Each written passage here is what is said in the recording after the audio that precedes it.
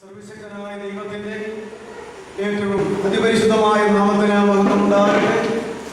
കർത്താവിന്റെ സ്നേഹവും ബഹുമാനവുമുള്ള ദൈവത്തിന്റെ ദാസന്മാർ, അതുപോലെ സ്നേഹിക്കപ്പെട്ട ദൈവമക്കളുടെ സമൂഹം, എല്ലാവർക്കും ഈ രാത്രിയിലും ഉയർത്തെഴുന്നേറ്റ് ജീവിക്കുന്നവനായ യേശുക്രിസ്തുവിന്റെ നിസ്തുല്യ നാമത്തില് സ്നേഹവന്ദനം അർപ്പിക്കുന്നു. ഇപ്പോൾ നമ്മൾ ചിന്തിച്ചു കൊണ്ടിരിക്കുന്നതായ ഈ വിഷയത്തിന്റെ അവസാനത്തെ ക്ലാസ്സിലേക്ക് നാം കടന്നു വന്നിരിക്കുകയാണ്.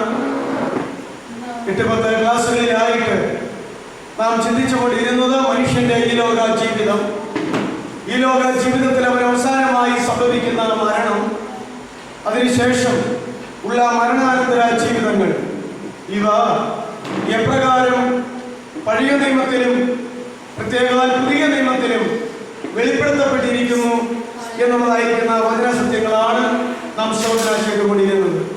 കഴിഞ്ഞ ദിവസം നമ്മൾ ചിന്തിച്ചത് ഒടുക്കത്തെ ശത്രുവായിട്ട് മരണം നീങ്ങിപ്പോകുമെന്നതായിരിക്കുന്ന അപ്പോസ്തലനായ പൗലോസ് കൊരിന്ത്യർക്ക് എഴുതിയ 1-ാം ലേഖനം 15-ാം അധ്യായം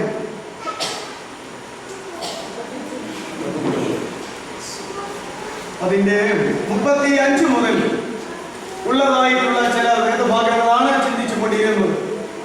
എന്നാൽ 49 വരെ ആയപ്പോഴേക്കും സമയം തീർന്നുപോയി. അതിൻ്റെ അവസാനത്തെ ഖണ്ഡിക ചിന്തിക്കാനായിട്ട് അവശേഷിക്കുന്നു. നാം നിർത്തി പിരിയുകയും ചെയ്തു. ഈ ഒരാഴ്ച കാലത്തെ ലോക രാഷ്ട്ര സാമുദായിക സംഭവങ്ങൾ, ചുറ്റുപാടുകളിലേക്ക് നോക്കുമ്പോൾ ഉണ്ടായിട്ടുള്ളതായ ഞെട്ടിപ്പിക്കുന്ന സംഭവങ്ങൾ, എത്രയോ പ്രിയപ്പെട്ടവർ ഒരാഴ്ചക്കാലത്തിനകത്ത് മരിച്ച് മാറ്റപ്പെട്ട് കടന്നുപോയി. മരണത്തിന്റെ മുഖാന്തരങ്ങൾ വിവിധ തരത്തിലുള്ളതാണ്. ഓരോ മരണവും സംഭവിക്കുമ്പോൾ നാം ചിന്തിച്ചുകൊണ്ടിരിക്കുന്ന വിഷയം ഇതായതുകൊണ്ട് പെട്ടെന്ന് ആ വിഷയം നമ്മുടെ ചിന്തയിലേക്ക് വരുന്നു. കഴിഞ്ഞ ക്ലാസ്സിന് ഒരു അനുഭവ സാക്ഷ്യത്തെ കുറിച്ച് നാം ചിന്തിക്കുകയുണ്ടായി. ആത്മാവ് സുഖപ്പെട്ടിരിക്കുന്നതായ വിഷയത്തെ സംബന്ധിച്ച് നാം അതിന് മുമ്പിലത്തെ ക്ലാസ്സിൽ ചിന്തിച്ചപ്പോൾ ഒരു അനുഭവ സാക്ഷ്യം അതോടെ ചേർന്ന് പറയാനായിട്ടിടയായി. കഴിഞ്ഞ വ്യാഴാഴ്ച കോലഞ്ചേരിയിലെ ക്ലാസ്സിന് പോയപ്പോൾ, ക്ലാസ് കഴിഞ്ഞപ്പോൾ നമ്മുടെ സുവിശേഷകൻ ബാബു സഹോദരൻ ഒരു സംഭവത്തെ കുറിച്ച് പറയുകയുണ്ടായി. കോലഞ്ചേരിയിൽ അടുത്ത് പഴംതോട്ടം എന്ന് പറയുന്ന സ്ഥലത്ത് ഒരു സഹോദരി മരിച്ചു. ഞാനും പത്രത്തിലൂടെ അത് വായിക്കുകയും ഫോട്ടോ കാണുകയും ഒക്കെ ചെയ്തെങ്കിലും എനിക്ക് കാര്യങ്ങൾ ഗ്രഹിക്കാനായിട്ട് ഇടയായില്ല. അദ്ദേഹം പറഞ്ഞത് അത് ദൈവസഭയിൽപ്പെട്ട ഒരു സഹോദരിയാണ്. ഏറെ കാലമായി അവർ കുടുംബമായി വളരെ സന്തോഷത്തോടെ, വളരെ മാതൃകയോടെ, സാക്ഷ്യത്തോടെയൊക്കെയും ദൈവസഭയിൽ കഴിയുന്നു. എന്നാൽ ആ സഹോദരി മരിച്ചുപോയി. അതിലെ നിഗൂഢതകൾ ഇപ്പോഴും തീർന്നിട്ടില്ല. ഒരുപക്ഷെ അത് കൊലപാതകമാണ് എന്ന് തോന്നുന്നു. എന്താണ് ദൈവമക്കൾക്ക് ഇപ്രകാരം സംഭവിക്കുന്നത് എന്ന് എന്നോട് ചോദിക്കുകയുണ്ടായി. പിന്നീട് ഞാൻ 1-2 ദിവസത്തെ പത്രം നോക്കി. അത് ആത്മഹത്യയാണെന്ന് പോലീസുകാരുടെ മനസ്സിൽ പറഞ്ഞു എന്നറിയാനായിട്ടിടയായി. എന്തുമാകട്ടെ, അപ്പോൾ ഞാൻ പറഞ്ഞത്, പിന്നെയും ഞാൻ ഇപ്പോൾ ഓർമ്മിച്ചുണർത്തുന്നത്, ഒരു രക്ഷിക്കപ്പെട്ട ദൈവ പൈതൽ അവൻ ഈ ലോകത്തിൽ മരണം അനുഭവിക്കുന്നു എങ്കിൽ, എവിടെ വെച്ചായാലും മരണത്തിന്റെ ഏത് മുഖാന്തിരമായാലും, ഞാൻ എൻ്റെ ഒരു അഭിപ്രായം പറഞ്ഞതാണ്, അവൻ്റെ ആത്മാവ് സുഖപ്പെട്ടിരിക്കുന്നു എന്ന് ദൈവത്തിന് ഉത്തമ ബോധ്യമുള്ളപ്പോൾ മാത്രമേ അവനെ വിളിക്കത്തുള്ളൂ. ആ വിളിക്കുന്ന സന്ദർഭവും മരണത്തിന്റെ മുഖാന്തരങ്ങളും ജീവിച്ചിരിക്കുന്ന നമ്മൾ നോക്കുമ്പോൾ നമുക്ക് ഉൾക്കൊള്ളുവാൻ കഴിയാത്തതായിട്ടിരിക്കുന്നു എന്ന് ഞാൻ ഒരിക്കൽ പറയുകയുണ്ടായി. അപ്പോഴാണ് നമ്മുടെ പ്രിയ ജോസ് സാറിന്റെ അനുജന്റെ മരണത്തെ കുറിച്ചും അദ്ദേഹം ഒരു ഉപവാസ യോഗത്തിൽ സംബന്ധിച്ച് തന്റെ കഴിഞ്ഞകാല പാപങ്ങളും കുറവുകളും ഏറ്റുപറഞ്ഞ് ദൈവത്തോടും മനുഷ്യരോടും നിരന്ന് ഒരു പുതിയ സമർപ്പണത്തിലേക്ക് കടന്നു വന്ന് ശുശ്രൂഷിക്കാൻ വന്ന ദൈവദാസനെ കൊണ്ട് ഒടുവിൽ തനിക്ക് വേണ്ടി അതിനായിട്ടൊന്ന് പ്രാർത്ഥിപ്പിച്ച് വീട്ടിൽ ചെന്ന ആ സന്ദർഭത്തിലാണ് തനിക്ക് അറ്റാക്ക് വന്നതും താൻ അവിടുന്ന് പിറവം ആശുപത്രിയിൽ പെട്ടെന്ന് കോലഞ്ചേരിയിലൊക്കെ വരികയും അങ്ങനെ താൻ അതേ തുടർന്ന് മരിക്കുകയും ചെയ്തത്. അത് ഒത്തിരിക്കുന്നു എന്നാണ് ഞാൻ പറഞ്ഞത്. ഇതും എന്താ കാര്യമെന്ന് എനിക്കറിയത്തില്ല. പക്ഷേ ഞാൻ പറഞ്ഞ ഒരു കാര്യത്തോടെ അത് ഒക്കുന്നു. ദൈവമക്കളായാലും ദൈവദാസന്മാരായാലും ഈ ലോകത്തിന്റെ മരണത്തിന്റെ മുഖാന്തരങ്ങളിലൂടെ അവർക്ക് കടന്നു പോകാനായിട്ട് സാധ്യതയുണ്ട്. അതുകൊണ്ട് മരണത്തിന്റെ മുഖാന്തരത്തെ കുറിച്ച് തർക്കിച്ചും വാദിച്ചും നേരം കളയാതെ മരിക്കാനായിട്ട് ഒരുങ്ങുക എന്നുള്ളതാണ് കരുണീയമായിട്ടുള്ളത്. ആകയാൽ പ്രത്യാശയോടെ അപ്പോസ്തലനായ പൗലോസ് പറഞ്ഞ പോലെ എനിക്ക് ജീവിക്കുന്നത് ക്രിസ്തുവും മരിക്കുന്നത് ലാഭവുമാകുന്നുവെന്ന് സ്വന്തം ഹൃദയത്തിന്റെ അനുഭവത്തിന്, ജീവിതത്തിന്റെ അനുഭവത്തിലൂടെ സാക്ഷ്യപ്പാൻ തക്കവണ്ണമുള്ള ഒരു പ്രത്യാശയുള്ള മരണത്തിനായിട്ട് ഒരുങ്ങിക്കൊണ്ടിരിക്കുന്നു എങ്കിൽ എപ്പോൾ മരിച്ചാലും എവിടെ വെച്ച് മരിച്ചാലും അതിന്റെ മുഖാന്തരങ്ങൾ എന്തായിരുന്നാലും യാതൊരു കുഴപ്പവും ഇല്ല എന്ന് ആ സംഭവം ഒരിക്കൽ കൂടെ ഞാൻ പറഞ്ഞു. ഞാൻ ആ സഹോദരനോട് പറഞ്ഞു, ഇങ്ങനെയൊക്കെ ചോദിച്ചാൽ മറുപടി പറയാൻ എനിക്ക് അറിയത്തില്ല. എല്ലാ ചോദ്യങ്ങൾക്കും മറുപടി ദൈവമക്കൾക്ക് ഇല്ല. അത് ദൈവം തന്നെ മറുപടി പറയേണ്ടി വരുന്നു. അങ്ങനെയുള്ള കാര്യങ്ങൾ ദൈവത്തിന്റെ പ്രാണപദ്ധതി നിവർത്തിച്ചു, അത് ദൈവമക്കൾക്ക് നന്മയ്ക്കായിട്ട് മാത്രമേ വരികയുള്ളൂ എന്നൊക്കെ ഓർത്ത് ആശ്വസിക്കല്ലാതെ മറ്റ് കാര്യങ്ങളൊന്നും പറയാനായിട്ട് അറിയത്തില്ല. അപ്പോഴും ഞാൻ പറഞ്ഞു, ഏത് മുഖാന്തരവും ദൈവമക്കൾക്ക് സംഭവിക്കാൻ സാധ്യതയുള്ളതാണ്. എല്ലാവരും മരിക്കാനായിട്ട് ഒരുങ്ങിക്കൊണ്ടിരിക്കുക എന്നുള്ളതല്ലാതെ മറ്റ് യാതൊരു കാര്യങ്ങളും ഇല്ല എന്ന് ഓർമ്മിക്കുകയുണ്ടായി. ഇതുപോലെയുള്ളതായിരിക്കുന്ന സംഭവങ്ങൾ നിമിഷം തോറും സംഭവിച്ചുകൊണ്ട് ഇരിക്കുകയാണ്. അതുകൊണ്ട് അപ്രകാരം നമുക്കും ഒരുങ്ങിക്കൊണ്ടിരിക്കാം എന്ന് ഓർമ്മിക്കുന്നു. 50-ാമത്തെ വാക്യം മുതൽ നമുക്ക് വളരെ വേഗത്തിൽ ചിന്തിച്ച് അവസാനിപ്പിക്കാം. 49-ാമത്തെ വാക്യം നമ്മൾ പറഞ്ഞ് അവസാനിപ്പിച്ചല്ലോ. നാം മണ്ണുകൊണ്ടുള്ളവന്റെ പ്രതിമ ധരിച്ചതുപോലെ സ്വർഗീയ പ്രതിമയും ധരിക്കും. അവൻ നിർമ്മലനായിരിക്കുന്ന പോലെ തന്നെ നാമും നിർമ്മലരാകേണ്ടതാണ്. എന്തിനു വേണ്ടിയിട്ട്? അവൻ യേശു ഇനി താൻ ആയിരിക്കുന്നത് പോലെ പ്രത്യക്ഷനാകുമ്പോൾ അവനായിരിക്കുന്നത് പോലെ നാം അവനെ കാണേണ്ടതാകുന്നു. ആകൊണ്ട് സകല ദൈവമക്കളും അവനായിരിക്കുന്ന പോലെ ആയിരിക്കുന്ന ഇനി അവനെ കാണും. കർത്താവായിരിക്കുന്ന യേശു മനുഷ്യയാരുടെ രക്ഷയ്ക്ക് വേണ്ടി ലോകത്തിൽ വന്നപ്പോൾ സ്ത്രീയിൽ ജനിച്ചവനായി, കാലസമ്പൂർണതയിൽ സ്ത്രീയിൽ ജനിച്ചവനായി, ന്യായപ്രമാണത്തിന് കീഴ് ജനിച്ചവനായി, ന്യായപ്രമാണത്തിന്റെ അടിമത്തത്തിലായിരുന്നവരെയൊക്കെയും തന്റെ ക്രൂശുമരണ മുഖാന്തരം വിലയ്ക്ക് വാങ്ങി എന്ന് നമുക്ക് മനസ്സിലാക്കുവാൻ ഇടയായി. നമ്മെ തേടി നമ്മളായിരിക്കുന്ന അവസ്ഥ പോലെ കർത്താവ് നമ്മുടെ അടുക്കിലേക്ക് വന്ന് നമുക്ക് ആ രക്ഷ തന്നു. എന്നാൽ രക്ഷിക്കപ്പെട്ടവർ ഇനി നമ്മുടെ അടുക്കിലേക്ക് കർത്താവ് വരികയല്ല, അവസാനം സംഭവിക്കുന്നത് അവനായിരിക്കുന്നത് പോലെ ഇനി നാം അവനെ കാണുന്നതാകൊണ്ട് നാം എല്ലാവരും അവനായിരിക്കുന്ന അവസ്ഥയിലേക്ക് കടന്നുപോയി തേജസ്സിന്റെ മേൽ തേജസ് പ്രാപിച്ചുകൊണ്ട് അവനെ കാണണം എന്നത്രേ യോഹന്നാന്റെ ലേഖനത്തിൽ പറഞ്ഞിരിക്കുന്നത്. ആ കാര്യങ്ങളാണ് ഇവിടെ പറഞ്ഞത്. നാം മണ്ണുകൊണ്ടുള്ളവന്റെ പ്രതിമ ധരിച്ചതുപോലെ സ്വർഗീയ പ്രതിമയും ധരിക്കും. അതിനായിട്ട് നാം നോക്കി പറഞ്ഞുകൊണ്ടിരിക്കുന്നു. വീണ്ടും 50-ാമത്തെ വാക്യം, സഹോദരന്മാരെ, മാംസരക്തങ്ങൾക്ക് ദൈവരാജ്യത്തെ അവകാശമാക്കുവാൻ കഴിയുകയില്ല. ഇത് ബൈബിളിലെ ഒരു തത്വമാണ്, ഒരു വ്യവസ്ഥയാണ്. മാംസരക്തങ്ങൾക്ക് ദൈവരാജ്യം അവകാശമാക്കുവാൻ ഒരിക്കലും കഴിയുകയില്ല. മാംസരക്തങ്ങളുടെ കാര്യം പുതിയ നിയമത്തിൽ വേറെ 1-2 സ്ഥലത്ത് കൂടെ പറഞ്ഞിട്ടുണ്ട്. എഫേസ്യ ലേഖനം 6-ാം അധ്യായത്തിൽ പറയുന്നു, നമുക്ക് പോരാട്ടമുള്ളത് ജഡരക്തങ്ങളോടല്ല. ഇവിടെ മാംസരക്തം എന്ന് പറഞ്ഞു, അവിടെ ജഡരക്തം എന്ന് പറഞ്ഞു. മാംസരക്തം എന്ന് പറയുന്നതും ജഡരക്തം എന്ന് പറയുന്നതും ഒരു അല്പ വ്യത്യാസമേ ഉള്ളൂവെന്ന് ഞാൻ പലവട്ടം ഇപ്പോൾ ഓർപ്പിച്ചു. ആദാമിന് ശരീരവും ദേഹിയും ആത്മാവും ആയിരുന്നു ഉണ്ടായിരുന്നത്. ദേഹവും ദേഹിയും ആത്മാവും. എന്നാൽ പാപം ചെയ്തതിന് ശേഷം ആദാമിൽ നിന്ന് ജനിച്ചു വരുന്ന എല്ലാ ആളുകൾക്കും ദേഹം ദുഷിച്ചപ്പോൾ, ശരീരം ദുഷിച്ചപ്പോൾ അതിന് ബൈബിൾ കൊടുത്തിരിക്കുന്ന പേരാണ് ജഡം എന്ന് പറയുന്നത്. അതുകൊണ്ട് നമ്മുടെ കർത്താവും കാലസമ്പൂർണതയിൽ മറിയത്തിന്റെ മകനായി ഇവിടെ ജനിച്ചു വന്നപ്പോൾ അവനെ കുറിച്ച് പറഞ്ഞിരിക്കുന്നത് വചനം ജഡമെടുത്തു, കൃപയും സത്യവും നിറഞ്ഞവനായി നമ്മുടെ ഇടയിൽ പാർത്തു. അതുകൊണ്ട് ഇപ്രകാരം നമുക്ക് കാണുവാനായിട്ട് കഴിയും. ഇവിടെ പറഞ്ഞു വന്നത് എന്താണെന്നറിയാമോ? മുമ്പിൽ ആ ഭാഗങ്ങൾ നമ്മൾ ഓർക്കുന്നുണ്ടല്ലോ. മനുഷ്യന്റെ മാംസം വേറെ അല്ലെ, മൃഗങ്ങളുടെ മാംസം വേറെ, മത്സ്യങ്ങളുടെ മാംസം വേറെ. മാംസത്തിന്റെ വൈവിധ്യങ്ങളെ കുറിച്ച് നമ്മൾ ചിന്തിച്ചു. പിന്നെ സ്വർഗീയ ശരീരങ്ങൾ ഉണ്ടെന്നും ഭൗതിക ശരീരങ്ങൾ ഉണ്ടെന്നും ഒക്കെ നമ്മൾ ചിന്തിച്ചു. അതിനുശേഷം തേജസ്സിനെ കുറിച്ച് ചിന്തിച്ചു. അപ്പൊ മാംസത്തിന്റെ വൈരുദ്ധ്യങ്ങൾ, ശരീരത്തിന്റെ വൈരുദ്ധ്യങ്ങൾ, തേജസ്സിന്റെ വൈരുദ്ധ്യങ്ങൾ, നക്ഷത്രവും തമ്മില് തേജസ്സിന് വ്യത്യാസമുണ്ട്. സൂര്യന്റെ തേജസ് വേറെ, ചന്ദ്രന്റെ തേജസ് വേറെ. എന്തിനൊക്കെയാ? പ്രകൃതിശാസ്ത്രം പഠിപ്പിക്കുകയല്ല, ശാസ്ത്രീയം പഠിപ്പിക്കുകയല്ല. എന്നാൽ അതൊക്കെ ബൈബിളിൽ ഉണ്ട് താനും. എന്നാൽ നമ്മുടെ അപ്പോസ്തലനായിരിക്കുന്ന പൗലോസ് പരിശുദ്ധാത്മാവിൽ 1 കൊരിന്ത്യർ 15-ാം അധ്യായത്തിലെ വിഷയം പുനരുത്ഥാനമാണ്. പുനരുത്ഥാനത്തെ സംബന്ധിച്ച് പറഞ്ഞു വരുമ്പോൾ നമ്മൾ ചിന്തിക്കുന്ന വിഷയങ്ങളെല്ലാം അതിൽ വരുന്നു. മനുഷ്യന്റെ മരണം, മനുഷ്യന്റെ ഈ ലോക ജീവിതം ജീവിതം, അതിന്റെ അവസാനമായിരിക്കുന്ന മരണം, മരണാനന്തര ജീവിതം, പുനരുത്ഥാനം എന്നിങ്ങനെയൊക്കെ പറഞ്ഞു വരുന്നു എന്ന് മാത്രമേ ഉള്ളൂ. ആ പശ്ചാത്തലത്തിലാണ് ആ ഖണ്ഡിക പറഞ്ഞ് അവസാനിപ്പിച്ചത്.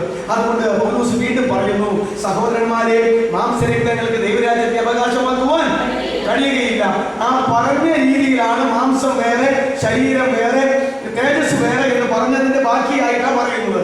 അതുകൊണ്ട് എന്നാൽ എഫേസ്യ ലേഖനത്തിൽ പൗലോസ് പറയുമ്പോൾ നമുക്ക് പോരാട്ടമുള്ളത് ഈ ലോകത്തിലെ ജഡരക്തങ്ങളോടല്ല എന്ന് പറഞ്ഞാൽ നമ്മെ പോലെ തന്നെ ജഡവും രക്തവും ഉള്ള മനുഷ്യരോടല്ല, പിന്നെയോ അന്ധകാര ശക്തികളോടാണ്, വാഴ്ചകളോടും അധികാരങ്ങളോടും അന്ധകാരത്തിന്റെ ലോകാധിപതികളോടും സ്വർലോകത്തിലെ ദുഷ്ടാത്മ സേനകളോടുമാകുന്നു. അവിടെയും ജഡരക്തങ്ങളുടെ കാര്യം പറയുന്നു.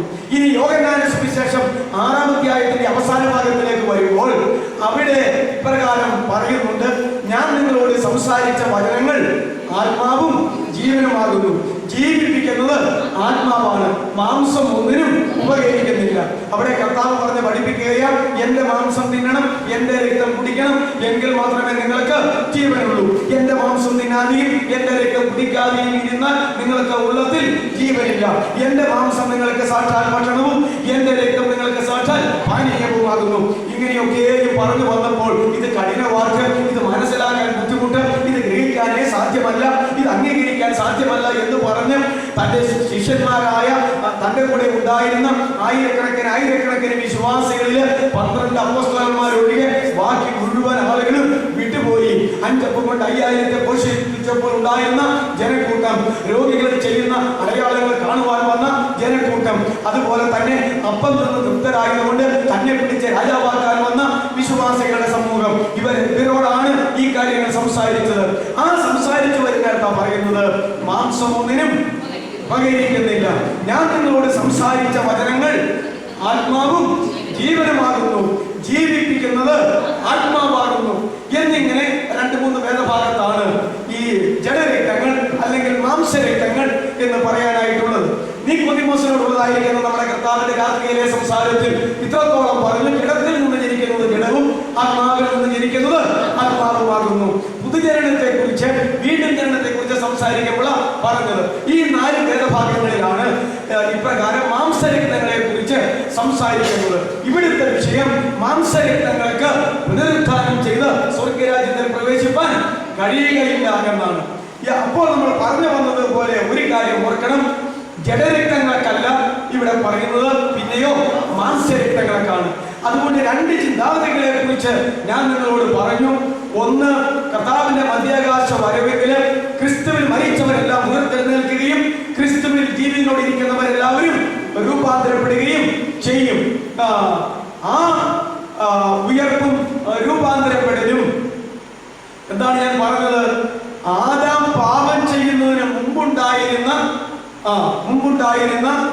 എന്നാൽ ആ ശരീരത്തിൽ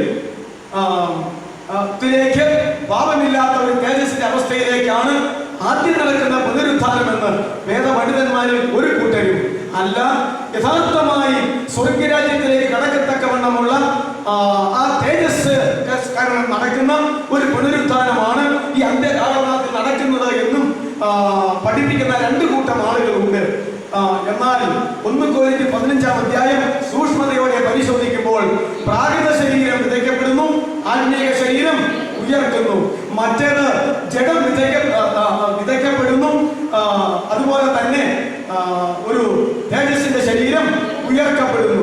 ആദാമിക ശരീരം, പ്രാകൃത ശരീരം ഉയർക്കപ്പെടുന്നു, പാപമില്ലാത്ത ആ ശരീരം ഉയർക്കപ്പെടുന്നു എന്നുള്ള കാര്യമാണ് പറയുന്നത്. ആ പശ്ചാത്തലത്തിൽ പറയുമ്പോൾ മാംസരക്തങ്ങൾക്ക് സ്വർഗരാജ്യം അവകാശമാക്കുവാൻ കഴിയുകയില്ല. ജഡരക്തങ്ങൾക്കല്ല, മാംസരക്തങ്ങൾക്ക് സ്വർഗരാജ്യം അവകാശമാക്കുവാൻ കഴിയുകയില്ല. അർത്ഥാൽ ഇങ്ങനെ ചിന്തിക്കുക, ആദാം പാപം ചെയ്യുന്നതിന് മുമ്പ് വസ്ത്രം വേണ്ടാത്ത തേജസ്സിനാൽ മൂടപ്പെട്ട ഒരു ശരീരത്തിന്റെ ഉടമയായിരുന്നു, അസ്ഥിയും മാംസവും മജ്ജയുമുള്ള ഒരു ശരീരത്തിന്റെ ഉടമയായിരുന്നു ആദാമും ഹവ്വായും. അതുകൊണ്ട് ആ അവസ്ഥ പാപത്താൽ നഷ്ടപ്പെട്ടു പോയെങ്കിൽ നമ്മെ ഒന്നാമത് ആ അവസ്ഥയിലേക്ക് കൊണ്ടുവന്ന് രണ്ടാമത് മാംസരക്തങ്ങൾ ദൈവ സ്വർഗരാജ്യത്തിലേക്ക് കടക്കുവാൻ പ്രയാസമായതുകൊണ്ട് ശരീരത്തോടെ അങ്ങോട്ട് കടക്കത്തക്കവണ്ണം സമ്പൂർണമായ തേജസ്കരണം പിന്നെ എന്ന അവർ പഠിപ്പിക്കുന്നത്. രണ്ട് ഘട്ടത്തിൽ ആയിട്ട് ഇത് നടന്നാലും ഒറ്റഘട്ടത്തിൽ നടന്നാലും ഒരു വിഷയത്തിൽ എല്ലാവരും ഒരുമിക്കുന്നു. അതെന്താ? മാംസരക്തത്തിന്റെ ജഡരക്തത്തിന്റെ ഒരു ഉയർപ്പ് മാത്രം പോരാ, മാംസരക്തത്തിന്റെ ഒരു ഉയർപ്പ് കൂടെ ഉയർന്ന് നമ്മുടെ കർത്താവ് എപ്രകാരം സ്വർഗത്തിലേക്ക് പോയിരിക്കുന്നുവോ അപ്രകാരമുള്ള ഒരു തേജസ്കരിക്കപ്പെട്ട അനുഭവത്തിൽ മാത്രമേ നമുക്ക് എവിടേക്ക് കയറാനായിട്ട് പറ്റത്തുള്ളൂ, സ്വർഗരാജ്യത്തിലേക്ക് കയറാനായിട്ട് പറ്റത്തുള്ളൂ. ഭൂമിയിൽ നിന്ന് കർത്താവ് മധ്യാകാശത്തിലേക്ക് വരുമ്പോൾ നമ്മൾ ചേർക്കപ്പെടുന്നത് സ്വർഗവുമല്ല, പിന്നെയോ അത് മധ്യാകാശമാണ്. അത് മധ്യാകാശമാണ് എന്നുള്ളത് നമ്മൾ മനസ്സിലാക്കേണ്ടതാണ്. വിശുദ്ധന്മാരുടെ ആത്മാക്കൾ മൂന്നാം സ്വർഗത്തിലാണ് ഇപ്പോൾ. അവിടെ നിന്നാണ് ഈ ആത്മാക്കൾ ഇങ്ങോട്ട് വന്ന് ഭൂമിയിൽ കിടക്കുന്ന ശരീരവുമായിട്ട് ഒരുമിച്ച് ചേർന്ന് അക്ഷയരായി ഉയർത്തെഴുന്നേൽക്കുന്നത്. അപ്പോൾ ഈ ഉയർത്തെഴുന്നേൽപ്പ് പൊങ്ങി എന്ന് പറഞ്ഞാൽ മനുഷ്യരായ നമ്മൾ സ്വർഗത്തിൽ ചാടിക്കയറി എന്നുള്ള ഒരു പാരമ്പര്യ ശീലമാണ് നമുക്കുള്ളത്. അതുകൊണ്ടാണ് ഈ സംശയങ്ങളെല്ലാം. അതുകൊണ്ട് നരകത്തിലേക്കല്ല ഇവർ പോയിരിക്കുന്നത്, ഉയർന്നിട്ട് മുകളിലേക്ക് മാറിയിട്ട് മധ്യാകാശത്തിലായിരിക്കുന്നു. അപ്പൊ കർത്താവ് പിതാവിന്റെ വലത്തുഭാഗത്ത് ഇരിക്കുന്ന സിംഹാസനത്തിൽ നിന്നും ആ സ്വർഗമണ്ഡലത്തിൽ നിന്നും താഴോട്ട് പോന്നിട്ട് പരിശുദ്ധാത്മാവ് ഇവിടെ നിന്ന് പൊക്കി അങ്ങോട്ട് കൊണ്ടുപോകുന്ന മരിച്ച വിശുദ്ധന്മാരെയും ജീവനിൽ നിന്നിട്ട് രൂപാന്തരപ്പെടുന്നവരായ വിശുദ്ധന്മാരും ഒരുമിച്ച് കൂടുന്ന ആ സഭയെ ആയിട്ട് ബന്ധപ്പെടുവാൻ ഇങ്ങോട്ട് വരുന്നു. അതുകൊണ്ട് ഞാൻ പറഞ്ഞത് യേശുവും സഭയും തമ്മിൽ ഒന്നിക്കുന്ന ആ സ്ഥലത്തിന്റെ പേര് മധ്യാകാശമാണ്. അത് സ്വർഗവുമല്ല നരകവുമല്ല എന്ന അടിസ്ഥാനപരമായി ഗ്രഹിച്ചാൽ കാര്യങ്ങൾക്ക് വളരെ നീക്കുപോക്കുണ്ട്. അതുകൊണ്ട് ഇനി അവിടുന്ന് സ്വർഗത്തിലേക്ക് പോകേണ്ടവര് എങ്ങനെ പോകത്തുള്ളൂ?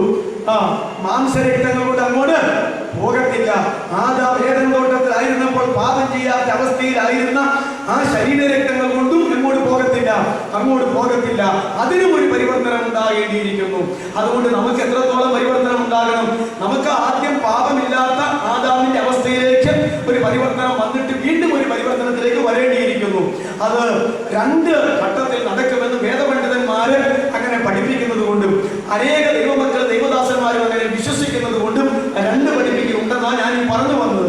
നാം ചിന്തിക്കുന്ന ഈ വേദഭാഗം അതിശ്രദ്ധയോടെ പഠിച്ചു വന്നാൽ അത് മനസ്സിലാക്കാനായിട്ട് കഴിയും. ആ പശ്ചാത്തലത്തിലാണ് പറയുന്നത്, ഇവിടെ ജഡരക്തത്തോടു കൂടെ സ്വർഗരാജ്യത്തിൽ പോകുകയില്ല, അതിന് ഒരു ചേഞ്ച് വരണമെന്നല്ല പറഞ്ഞിരിക്കുന്നത്. പിന്നെയോ മാംസരക്തങ്ങൾക്ക് ദൈവരാജ്യം അവകാശമാക്കുവാൻ കഴിയുകയില്ല എന്നാണ് പറഞ്ഞിരിക്കുന്നത്. മറ്റൊരു തെസ്സലോനിക്കക്കാരെ നമ്മൾ ചിന്തിച്ചു, ക്രിസ്തുവിൽ മരിച്ചവരെല്ലാം ഉയർത്തെഴുന്നേൽക്കും, ക്രിസ്തുവിൽ ജീവിച്ചവരെല്ലാം ഒരു രൂപാന്തരപ്പെടും, അവരിവിടെ നിന്ന് അങ്ങോട്ട് മാറും. പിന്നെ 7 കൊല്ലക്കാലത്തെ ആ കാലഘട്ടത്തിനിടയിൽ ഈ പെന്തക്കോസ്തിലെ ആ 120 പേര് മുതൽ കർത്താവിന്റെ മധ്യാകാശത്തിൽ വരവ് വരെയുള്ള കാലഘട്ടത്തിനിടയ്ക്ക് ദൈവസഭയായി ദൈവമക്കളായി തീർന്നിട്ടുള്ളതായ ആ കോടാനുകോടി വിശുദ്ധന്മാരുടെ ആദ്യം മുതൽ അവസാനം വരെയുള്ള ആ സംഖ്യകളുടെ വ്യക്തിപരമായ ഒരു ന്യായാസനമാണ് പ്രതിഫലത്തിന്റെ ന്യായാസനത്തിൽ നടത്തപ്പെടുക എന്നുള്ളത് നമ്മൾ മനസ്സിലാക്കണം. അതുകൊണ്ട് എതിർ ക്രിസ്തുവിന്റെ ഭരണകാലം 7 കൊല്ലമാകുന്നുവെങ്കിൽ ആ 7 കൊല്ലക്കാലം ദൈവസഭ ഉറങ്ങുമല്ല, പിന്നെയോ എടുക്കപ്പെട്ട ദൈവസഭയെ അവനവന്റെ പ്രവൃത്തിക്ക് തക്കവണ്ണം 2 കൊരിന്ത്യർ 5:10 അവനവൻ ശരീരത്തിലിരിക്കുമ്പോൾ ചെയ്തത് നല്ലതാകലും തീയതാകലും അത് തക്കവണ്ണം പ്രാപിക്കേണ്ടതിന് നാം എല്ലാവരും യേശുക്രിസ്തുവിന്റെ ന്യായാസനത്തിന് മുമ്പാകെ നിൽക്കേണ്ടിയിരിക്കുന്നു. ദൈവമക്കളുടെ ന്യായാസനത്തിന് 7 കൊല്ലക്കാലത്തെ അവധി ഉണ്ടെങ്കിൽ വ്യക്തിപരമായ നിലയിൽ അവരവരുടെ ജീവിതങ്ങൾ, സേവനങ്ങൾ, ശുശ്രൂഷകൾ രക്ഷിക്കപ്പെട്ട ആ നിമിഷം മുതൽ മരിക്കുന്ന ആ നിമിഷം വരെ അല്ലെങ്കിൽ രൂപാന്തരപ്പെടുന്ന ആ നിമിഷം വരെ ഉള്ളതിനെ നല്ല രീതിയിൽ പരിശോധിച്ച് അവരവർ അർഹിക്കുന്ന പ്രതിഫലം കൊടുക്കണമെങ്കിൽ കാറടച്ച് വെടിവെക്കുന്ന ന്യായവിധി ഒന്നുമല്ല കേട്ടോ, കൂട്ടത്തോടെ പൊങ്ങുന്ന പരിപാടികളൊന്നും അല്ല കേട്ടോ. ഇത് ജീവിക്കേണ്ട ഒരു കാര്യമാണ്. രക്ഷ മാത്രം കൃപയാൽ. എന്നാൽ ജീവിതം എന്ന് പറയുന്നത് എങ്ങനെയാ? അത് വില കൊടുത്തു വാങ്ങേണ്ടതാ. അതല്ലേ ലവോദിക്ക സഭയോട് അപ്രകാരം പറയാനിടയായത്. ഞാൻ ഇവിടെയല്ലേ പറഞ്ഞത്, അതെയോ മറ്റേതെങ്കിലും സ്ഥലത്താണെന്ന് ഓർക്കുന്നില്ല. ഞാൻ സമ്പന്നൻ, ഞാൻ ധനവാൻ, എനിക്ക് ഒന്നിനും മുട്ടില്ല എന്ന് പറഞ്ഞില്ല, പറഞ്ഞില്ല. ഒന്നിനും മുട്ടില്ല എന്ന് നീ പറഞ്ഞുകൊണ്ട്, സാക്ഷ്യം പറഞ്ഞുകൊണ്ട് ലോകത്തെ വെല്ലുവിളിച്ച് നടക്കുമ്പോൾ നിന്നെ കുറിച്ച് എന്റെ കാഴ്ചപ്പാട് നീ ദരിദ്രൻ, കുരുടൻ, നഗ്നൻ, പിന്നെ അരിഷ്ടൻ അല്ലേ, ഇതൊക്കെയാ എനിക്ക് നിന്നെ കുറിച്ച് പറയാനായിട്ടുള്ളത്. അതുകൊണ്ട് സമ്പൽ സമൃദ്ധി കണ്ടിട്ടൊന്നും ആരും നേടിയേണ്ട കാര്യമില്ല, പൊങ്ങേണ്ട കാര്യമില്ല. ആ സാക്ഷ്യം പറയുന്നത് ശരിയാണെന്ന് ലോകം കൈയടിച്ച് സമ്മതിച്ചാലും അന്ത്യകാല ദൈവസഭയോട് ബന്ധപ്പെട്ട് നിൽക്കുന്ന ലവോദിക്ക സഭയിൽ പറയുക, അവരുടെ സാക്ഷ്യം ഞാൻ സമ്പന്നൻ, ഞാൻ ധനവാൻ, എനിക്കൊന്നിനും മുട്ടില്ല, അത് അവരുടെ സാക്ഷ്യം. അപ്പൊ തന്നെ ദൈവം അവരെ നോക്കിയിട്ട് പറയുക, ദരിദ്രൻ, കുരുടൻ, നഗ്നൻ, അരിഷ്ടൻ, അല്ലേ? ഇത് അതിനെ കുറിച്ച് എനിക്ക് പറയാനായിട്ടുള്ളത്. അതുകൊണ്ട് ലവോദിക്ക സഭയെ സമ്പന്നനാകണമെങ്കിൽ തീയിൽ ഊതിക്കഴിച്ച പൊന്ന് വില കൊടുത്തു വാങ്ങണം. സമ്പന്നനാകണമെങ്കിൽ തീയിൽ ഊതിക്കഴിച്ച പൊന്ന് വില കൊടുത്തു വാങ്ങണം. രക്ഷ കൃപയാൽ. പക്ഷേ ഇതോ ജീവിതത്തിന് നല്ല വില കൊടുക്കണം. അതുപോലെ തന്നെ എന്റെ നഗ്നത മറയ്ക്കാൻ വെള്ളയുടുപ്പ് എന്നോട് വിലയ്ക്ക് വാങ്ങണം. നിനക്കൊരു കണ്ണിന് കാഴ്ച ലഭിക്കാൻ നല്ല ലേപനം എന്നോട് വിലയ്ക്ക് വാങ്ങണം. ഈ 3 കാര്യം വിലയ്ക്ക് വാങ്ങി സമ്പന്നനാകാനാണ് കർത്താവായിരിക്കുന്ന യേശു അവിടെ പറയുന്നത് കേട്ടോ, അവിടെ പറയുന്നത്. ആകയാൽ ഇത് വില കൊടുക്കേണ്ട ഒരു കാര്യമാണ്. അതുകൊണ്ട് ഞാൻ പറഞ്ഞത് ക്രിസ്തീയ ജീവിതം എന്ന് പറയുന്നത് വില കൊടുത്ത് നമ്മൾ മുമ്പോട്ട് പോകേണ്ടതായിട്ടുള്ള ഒരു ജീവിതമാണ്. ആകയാൽ ശരിയായ ഒരു രൂപാന്തരം കൂടാതെ അങ്ങോട്ട് പോകാനായിട്ട് പറ്റത്തില്ല. അതുകൊണ്ട് സഹോദരന്മാരെ, മാംസരക്തങ്ങൾക്ക് ദൈവരാജ്യം അവകാശമാക്കുവാൻ കഴിയുകയില്ല. ദ്രവത്വം അദ്രവത്വത്തെ അവകാശമാക്കുകയില്ല. ദ്രവിക്കാനുള്ളതൊന്നും ദ്രവിക്കാത്തതിനെ പ്രാപിക്കത്തില്ല. എന്നതാ ദ്രവിക്കാനുള്ളത്? ഇത് തന്നെ ദ്രവിക്കാനുള്ളതാണല്ലോ ഈ മൺകൂടാരം, അല്ലേ? ഈ മാംസരക്തം എന്ന് പറയുന്നത് എന്തിനുള്ളതാ? ദ്രവിച്ച് ചീഞ്ഞഴുകാനായിട്ടുള്ളതാ, മണ്ണോട് മണ്ണാകാനായിട്ടുള്ളതാ. നാം ധരിക്കുന്ന വസ്ത്രങ്ങൾ എന്ത് ചെയ്യാനുള്ളതാ? ഈ വസ്ത്രം കൊണ്ടാണോ അങ്ങോട്ട് പോകുന്നത്? നമ്മെ അടക്കി വെട്ടിക്കൊണ്ടാണോ അങ്ങോട്ട് പോകുന്നത്? അല്ല. അതുകൊണ്ട് ഇതൊന്നുമല്ല. ദ്രവത്വം അദ്രവത്വത്തെ പ്രാപിക്കത്തില്ല. ദ്രവത്വത്തിന് ദ്രവത്തെ പ്രാപിക്കാനേ മാത്രമേ പറ്റത്തുള്ളൂ. അതാ ഇവിടെ പറഞ്ഞിരിക്കുന്നത്. ദ്രവത്വം അദ്രവത്വത്തെ അവകാശമാക്കുകയില്ല എന്ന് ഞാൻ പറയുന്നു. ഞാനൊരു മർമ്മം നിങ്ങളോട് പറയാം. പുതിയ നിയമത്തിൽ 15 മർമ്മങ്ങൾ രേഖപ്പെടുത്തിയിട്ടുണ്ട്. പുതിയ നിയമത്തിൽ ഞാൻ പാസ്റ്റേഴ്സിന് ക്ലാസ് എടുത്തപ്പോൾ അത് പറഞ്ഞിട്ടുണ്ട്, അല്ലാതെ പല സ്ഥലത്ത് ക്ലാസ് എടുത്തപ്പോൾ പറഞ്ഞിട്ടുണ്ട്. പുതിയ നിയമത്തിൽ 15 മർമ്മങ്ങളെ കുറിച്ച് രേഖപ്പെടുത്തിയിട്ടുണ്ട്. ഇവിടെ മരണത്തോടുള്ളതായിരിക്കുന്ന ബന്ധത്തിൽ, പുനരുത്ഥാനത്തോടുള്ളതായിരിക്കുന്ന ബന്ധത്തിൽ, രൂപാന്തരത്തോടുള്ളതായിരിക്കുന്ന ബന്ധത്തിലാണ് ഒരു മർമ്മം പ്രഖ്യാപിച്ചിരിക്കുന്നത്. ഇവിടെ ഒരു മർമ്മം പറയാൻ പോവുകയാണ്. എന്താ മർമ്മം എന്ന് പറയുന്നത്? ഒരു കാലത്ത് മറഞ്ഞിരുന്നതും പിൽക്കാലത്ത് ദൈവമക്കൾ അറിയണമെന്ന് താൻ ആഗ്രഹിച്ചപ്പോൾ പ്രവാചകന്മാരിലൂടെയോ അപ്പോസ്തലന്മാരിലൂടെയോ വെളിപ്പെടുത്തി കൊടുത്തിട്ടുള്ളതായിരിക്കുന്ന, അല്ലെങ്കിൽ പുത്രനിലൂടെ വെളിപ്പെടുത്തി കൊടുത്തിട്ടുള്ളതായിരിക്കുന്ന ഒരു ദൈവിക സത്യം. അതാണ് എന്ത് പറയുന്നത്? മർമ്മം. എഫേസ്യ ലേഖനത്തിൽ എന്താ പറയുന്നത്? ഞാനൊരു മർമ്മം നിങ്ങളോട് പറയാം. ഞാൻ പറയുന്ന മർമ്മം ക്രിസ്തുവിനെയും അവന്റെ സഭയെയും. ഈ മർമ്മം വലിയത്. ഞാൻ ക്രിസ്തുവിനെയും അവന്റെ സഭയെയും കുറിച്ചത്രേ പറയുന്നത്. അത് വിവാഹ മർമ്മം. ഇവിടെ മരണപുനരുത്ഥാന മർമ്മം. അതല്ലേ പറയുന്നത്? ഞാനൊരു മർമ്മം നിങ്ങളോട് പറയാം. അതുകൊണ്ട് ഇത് ഒരു പ്രത്യേക ഹൃദയമുള്ളവർക്ക് ഇത് ഗ്രഹിക്കാനായിട്ട് പറ്റത്തുള്ളൂ. ഈ മർമ്മങ്ങൾ വെളിപ്പെടുത്തിയപ്പോൾ അതൊരു പ്രത്യേക ഹൃദയമുള്ളവർക്ക് മാത്രമേ ആ മർമ്മങ്ങൾ ഗ്രഹിക്കാനായിട്ട് പറ്റത്തുള്ളൂ. അത് ബുദ്ധി കൊണ്ട് ഗ്രഹിക്കാവുന്നതല്ല, അത് ജ്ഞാനം കൊണ്ട് ഗ്രഹിക്കാവുന്നതല്ല, അത് യുക്തി കൊണ്ട് ഗ്രഹിക്കാവുന്നതല്ല, അത് ഈ ലോകത്തിലെ ഒന്നുകൊണ്ട് ഗ്രഹിക്കാവുന്നതല്ല. ദൈവം മനഃപൂർവ്വമായി വെളിപ്പെടുത്തി കൊടുക്കാൻ നേരത്ത് ഒരു ശിശുഹൃദയമായ അനുഭവത്തോടു കൂടെ ദൈവകൃപയാൽ മാത്രം മനസ്സിലാക്കാവുന്നതാണ് എന്ത് ഈ മർമ്മം. ദൈവത്തിന്റെ വചനമെല്ലാം അങ്ങനെ തന്നെയാണ്. ജ്ഞാനികൾക്കും വിവേകികൾക്കും മറച്ചിട്ട് ഇത് ശിശുക്കൾക്ക് വെളിപ്പെടുത്തിയിരിക്കുന്നതിനാൽ പിതാവേ ഞാൻ നിന്നെ വാഴ്ത്തുന്നു എന്നാണല്ലോ പറഞ്ഞത്. അതുകൊണ്ട് ഇവിടെ എന്താ പറഞ്ഞിരിക്കുന്നത്? ഞാനൊരു മർമ്മം നിങ്ങളോട് പറയാം. കഴിഞ്ഞ നാളുകളിൽ അധികം ആളുകൾക്ക് പിടികിട്ടാത്ത ഒരു കാര്യമാണ് അപ്പോസ്തലൻ വെളിപ്പെടുത്തുന്നത്. നാം എല്ലാവരും നിദ്ര കൊള്ളുകയില്ല. യേശു മധ്യാകാശത്തിൽ വരുമ്പോൾ ഇവിടെ പൗലോസ് പറയുന്നത് നാം എല്ലാവരും നിദ്ര കൊള്ളത്തില്ല. എന്നിട്ട് പൗലോസ് മരിച്ചിട്ട് കൊല്ലം 2000 കഴിഞ്ഞില്ലേ? ഇല്ലേ? 1-ാം നൂറ്റാണ്ടിൽ തന്നെ പൗലോസ് മരിച്ചു പോയില്ലേ? അപ്പോ നോക്കിക്കേ, പൗലോസ് മരിച്ചിട്ട് ഇത്രത്തോളം നാളായി, പിന്നെയും ആ വചനം അവശേഷിക്കുന്നു. നാം എല്ലാവരും നിദ്ര കൊള്ളുകയില്ല. ഏതെങ്കിലും ഒരു കാലഘട്ടത്തിൽ കർത്താവ് വരുമ്പോൾ ഇവിടെ ജീവനോടായിരിക്കുന്ന ദൈവമക്കൾ ലോകമൊട്ടുക്ക് കാണും. കൊല്ലം ഇത്രയും പോയെങ്കിലും. പക്ഷേ അപ്പോസ്തലന്മാരെന്താ വിചാരിച്ചെന്നറിയാമോ? അവരുടെ കാലഘട്ടത്തിൽ അങ്ങോട്ട് പോയ യേശു ഇങ്ങോട്ട് വരുമെന്ന് ആത്മാർത്ഥമായി വിശ്വസിച്ചുകൊണ്ട് ഊടിലും ഉറക്കത്തിലും യേശുവേ എന്നുള്ള ശരണത്തിൽ കർത്താവിന്റെ വരത എന്നുള്ള പ്രത്യാശയിൽ ആയിരുന്നു. അങ്ങനെ അവർക്ക് ജീവിക്കാനായിട്ട് പറ്റിയത്. ഇപ്പൊ നമുക്ക് പറ്റിയ തകരാറ് കൊല്ലം 2000 കഴിഞ്ഞു, അല്ലേ? 2000 കഴിഞ്ഞു. ഞാൻ ഏതോ ഒരു മാസികയില്, ഒത്തിരി മാസിക വരുന്നുണ്ട്, മാറാനാഥ, ഹല്ലേലൂയ, സ്വർഗീയ ധ്വനി, ഡിഫൻഡർ എന്ന് വേണ്ട ഒരുപിടി മാസികകൾ. അതിനകത്ത് ഈ കാർട്ടൂണും കാണും. ഈ തിരുവല്ലായിലെ ഒരു യോഗം നടത്തിയപ്പോൾ പെന്തക്കോസ്തുകാരുടെ യോഗം നടത്തിയതാണ്. അപ്പോ അത് ഉദ്ഘാടനം ചെയ്യാനോ മൻമോഹൻ സിംഗ് പ്രധാനമന്ത്രിയെ ക്ഷണിച്ചെന്നും അദ്ദേഹം വരുമെന്നൊക്കെ പരസ്യം ചെയ്തിരുന്നു. എന്നിട്ട് ആരാണ്ട് ചോദിച്ചു, ഇന്ത്യ പ്രധാനമന്ത്രി വരുമെന്ന് പറഞ്ഞിട്ട് വരാതെന്ന് ചോദിച്ചു. അപ്പോൾ ഒരു പാസ്റ്റർ മറുപടി പറയുന്നതായിട്ടാണ് കാർട്ടൂൺ വരച്ചു വെച്ചേക്കുന്നത്. 2008 കൊല്ലമായി ഞങ്ങളുടെ കർത്താവ് വരുമെന്ന് പറഞ്ഞിട്ട് ഇതുവരെ കർത്താവ് വന്നില്ല. പിന്നെയാ ഇന്ത്യയുടെ പ്രധാനമന്ത്രി മൻമോഹൻ സിംഗ് തിരുവല്ല യോഗത്തിൽ വരുമെന്ന് പറഞ്ഞിട്ട് വരാതിരിക്കുന്നത്. ഇതാണ് നമ്മൾ ചോദിക്കുന്ന വിഷയം, കാർട്ടൂണിൽ. അപ്പോ കാർട്ടൂൺ ആണെങ്കിലും നമ്മളെയൊക്കെ അകം പരിശോധിച്ചാൽ, ഇപ്പൊ ഞാൻ ഇപ്പൊ വരുമെന്ന് കർത്താവ് പറഞ്ഞാൽ തന്നെ എന്റെ അകം പരിശോധിച്ചാൽ ഈ അടുത്ത കാലത്തേക്കും വരുമെന്ന് അല്ലേ? ഈ അടുത്ത കാലത്തിനും ഒരു ശവമൊക്കെ കഴിയുമ്പോൾ 2-3 മണിക്കൂർ നേരത്തേക്ക് മരണത്തെ കുറിച്ചൊരു ചിന്ത എനിക്കുണ്ട്. അത് വീട്ടിൽ ചെന്ന് കഴിഞ്ഞാൽ പിന്നെ മരണത്തെ കുറിച്ചുള്ള ചിന്ത ഇല്ല. ഇങ്ങനെയൊക്കെയല്ലേ നമ്മുടെ ആ സ്വഭാവം. ഞാൻ പറഞ്ഞത് നാം എല്ലാവരും നിദ്ര കൊള്ളുകയില്ല എന്ന് പറഞ്ഞപ്പോൾ ഈ തലമുറയിൽ തന്നെ നമ്മുടെ കർത്താവ് വരും, നമ്മളെ ചേർത്തുകൊണ്ട് പോകും. അതുകൊണ്ട് ഉണ്ണാനും ഉറങ്ങാനും ഒന്നും നേരമില്ല. 24 മണിക്കൂർ യേശുവിന് വേണ്ടി പ്രവർത്തിച്ച് ജീവിച്ച് അങ്ങോട്ട് കർത്താവിന് വേണ്ടി എരിഞ്ഞടങ്ങണം എന്നുള്ള തരത്തില് അവരെല്ലാം ജീവിച്ചത് കൊണ്ടോ ഞാൻ പറഞ്ഞത് അവരുടെ മനോഭാവമായിരുന്നു. പക്ഷേ ആ കാലം കഴിഞ്ഞ് 2000 കൊല്ലം കഴിഞ്ഞിട്ടും കർത്താവ് വന്നിട്ടില്ല. ഇപ്പോഴും നമ്മൾ ഇരുന്ന് പറയുന്നുണ്ട് കർത്താവ് ഇപ്പൊ വരും, നാളെ വരും, മറ്റന്നാൾ വരുമെന്ന് പറഞ്ഞാലും നമ്മുടെ അകം പറയുന്നു ഈ അടുത്ത കാലത്തെങ്ങും വരത്തില്ല എന്ന്. ലോകമെല്ലാം നോക്കിക്കൊണ്ടിരിക്കുകയാ. നമ്മുടെ ഭൗതികമായ സെറ്റപ്പുകൾ, അത് ചെറിയ കാര്യമാകട്ടെ വലിയ കാര്യമാകട്ടെ, അത് കൈകാര്യം ചെയ്യുന്നത് ലോകം കാണുമ്പോൾ, അതിനെക്കുറിച്ചുള്ള നമ്മുടെ ചിന്ത കാണുമ്പോൾ, അതിനെക്കുറിച്ചുള്ള നമ്മുടെ വ്യഗ്രതയും വേവലാതിയും ബന്ധപ്പാടും കാണുമ്പോൾ അവര് തന്നെ സംസാരിക്കുകയാ. അപ്പോ ഇതൊക്കെ ഞങ്ങൾ നോക്കുമ്പോൾ നിങ്ങൾ ഇന്നാൾ പറഞ്ഞ കർത്താവ് ഈ അടുത്ത കാലത്തേക്കും വരില്ല എന്നാണ് എനിക്ക് അർത്ഥമല്ലേ എന്നൊക്കെ അവർ ചോദിച്ചു തുടങ്ങി ഇല്ലേ? മാസ്റ്റർ നയനാച്ചൻ ക്ലാസ് എടുത്തപ്പോൾ പറഞ്ഞൊരു കാര്യം ഞാൻ പലവട്ടം പറഞ്ഞിട്ടുണ്ട്. ഒരു ഉപദേശം ഒരാൾ ഇഞ്ചി കൃഷിക്കാരനെ മാനസാന്തരപ്പെടുത്താൻ തന്നു. അയാൾ ഏത് വിദ്യാലയം ഭയങ്കര ഇഞ്ചി കൃഷി ചെയ്ത് പണം ഉണ്ടാക്കാൻ നോക്കുക.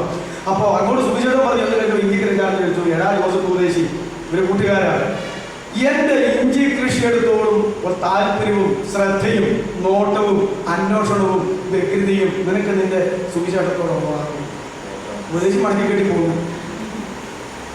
കാരണം ഈ ലോകത്തിൽ ധനികനാകാൻ ആഗ്രഹിക്കുന്ന ഒരുത്തൻ ഇഞ്ചി കൃഷി ചെയ്ത് പണമുണ്ടാക്കാൻ നോക്കുമ്പോൾ അവൻ ആ ഇഞ്ചി കൃഷിയോടുള്ള ആത്മാർത്ഥത, അതിനോടുള്ള ശ്രദ്ധ, അതിനു വേണ്ടിയിട്ടുള്ള ജീവിതം അത്രത്തോളം എങ്കിലും കാണിക്കണ്ടേ?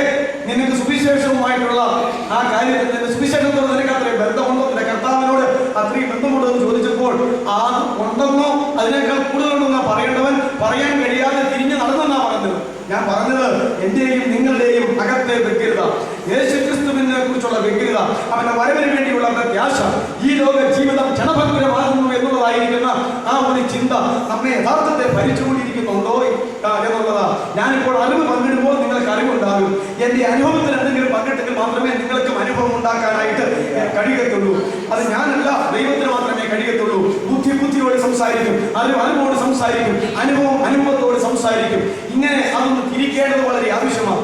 ദേഹം ദേഹി ആത്മാവെന്നതിനെ തിരിക്കുന്നത് പോലെ തന്നെ ആത്മാവിൽ നിന്നുള്ളതും ദേഹിയിൽ നിന്നുള്ളതും ദേഹത്തിൽ നിന്നുള്ളതും തിരിക്കുന്നത് പോലെ തന്നെ ഇത് തിരിക്കാനായിട്ട് കഴിയും. എന്നാൽ അപ്പോസ്തലന്മാർ സംസാരിച്ചപ്പോൾ അത് മാറ്റമില്ലാത്ത ദൈവത്തിന്റെ വചനമായിരുന്നത് പോലെ തന്നെ ആ വചനം അവരുടെ ഉള്ളത്തിൽ ക്രിയ ചെയ്ത് അവരത് അനുഭവിച്ച് അംഗീകരിച്ചതുപോലെ തന്നെ ദൈവത്തിന്റെ വചനത്തിന്റെ ശക്തിയാലും അനുഭവത്തിന്റെ വെളിച്ചത്തിലും അവർ പറയുമ്പോൾ അപ്പോസ്തലൻ പറയാനായിട്ട് ഇടയായി, ഞങ്ങളുടെ പ്രസംഗം എങ്ങനെയാ ബഹുനിശ്ചയത്തോടും ആത്മാവിന്റെ ശക്തിയോടും പ്രദർശനത്തോടും കൂടെയായിരുന്നു എന്ന് പറയാനായിട്ട് ഇടയായി. അതുകൊണ്ട് പ്രിയമുള്ളവരെ, ഒരു മർമ്മം ഞാൻ നിങ്ങളോട് പറയാം എന്ന് പറഞ്ഞുകൊണ്ട് പൗലോസ് എന്താ പറയുന്നത്? നാം എല്ലാവരും നിദ്ര കൊള്ളുകയില്ല.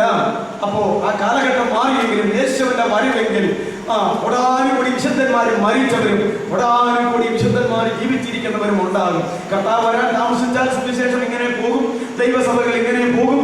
മാത്രമല്ല വിശ്വാസികൾ പിന്നെയും ഉണ്ടായിക്കൊണ്ടിരിക്കും. ദൈവസഭകൾ നശിച്ചും കൊണ്ട് പോകും. പുതിയ വിശ്വാസികൾ ആരെങ്കിലും ഉണ്ടെങ്കിൽ ഭാഗ്യവാന്മാരാവുകയും ചെയ്യും. അങ്ങനല്ലേ സംഭവിക്കാൻ സാധ്യത? അതത്രേ സംഭവിക്കത്തുള്ളൂ. ഉണർവ് ആരുടെയും കുത്തകയല്ല. അത് ഒരേ തമ്പുരാൻ സമയാസമയങ്ങളിൽ തന്റെ ജനത്തെ ഉണർത്തിക്കൊണ്ടിരിക്കും. പേരെന്തുമാകട്ടെ, വിഷയം എന്തുമാകട്ടെ, ദൈവം തന്റെ ജനത്തെ ഉണർത്തിക്കൊണ്ടിരിക്കും. ഇന്ന് ഇവിടെയുള്ള ദൈവമക്കൾ മുഴുവനങ്ങളുടെ കർത്താവിന് വേണ്ടി ജീവിക്കില്ല, പ്രവർത്തിക്കില്ലെന്ന് തീരുമാനം ചെയ്താലും എന്റെ കർത്താവിന് പ്രവർത്തിക്കാൻ ഇവിടെ ആരെല്ലാം എന്തെല്ലാം ഉണ്ട് ഇല്ലേ? ഇവർ മിണ്ടാതിരുന്നാൽ കല്ലുകൾ ആർത്തി വിളിക്കുമെന്ന് കർത്താവ് എന്ന് പറഞ്ഞതാണ്. അല്ല, ഒലിവുമലയുടെ ഇറക്കം മുതൽ യെരൂശലേം വരെ 2 നാഴിക ദൂരത്തോളമുള്ള വഴിത്താരയില് ഈ പെണ്ണുങ്ങളും പിള്ളേരും മിണ്ടാതിരുന്നെങ്കിൽ മിണ്ടാതാക്കണമെങ്കിൽ മിണ്ടാതാക്കാം. പക്ഷെ ഈ കല്ലുകളും മൺതരികളും എടുത്ത് എനിക്ക്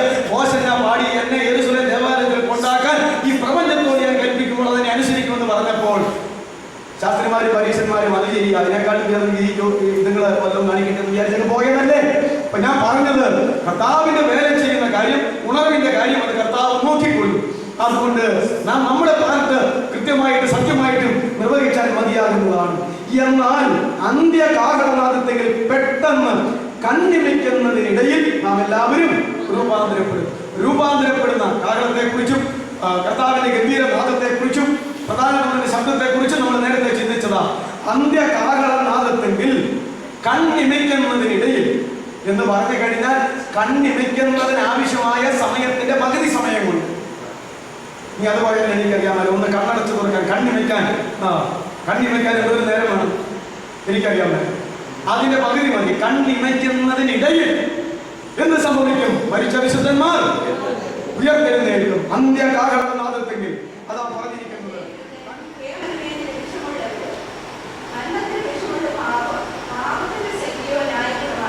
ഹേ മരണമേ, നിന്റെ ജയം എവിടെ? ഹേ മരണമേ, നിന്റെ വിഷമുള്ള എവിടെ? മരണത്തിന്റെ വിഷമുള്ള പാപത്തിന്റെ ശക്തിയോ ന്യായപ്രമാണം.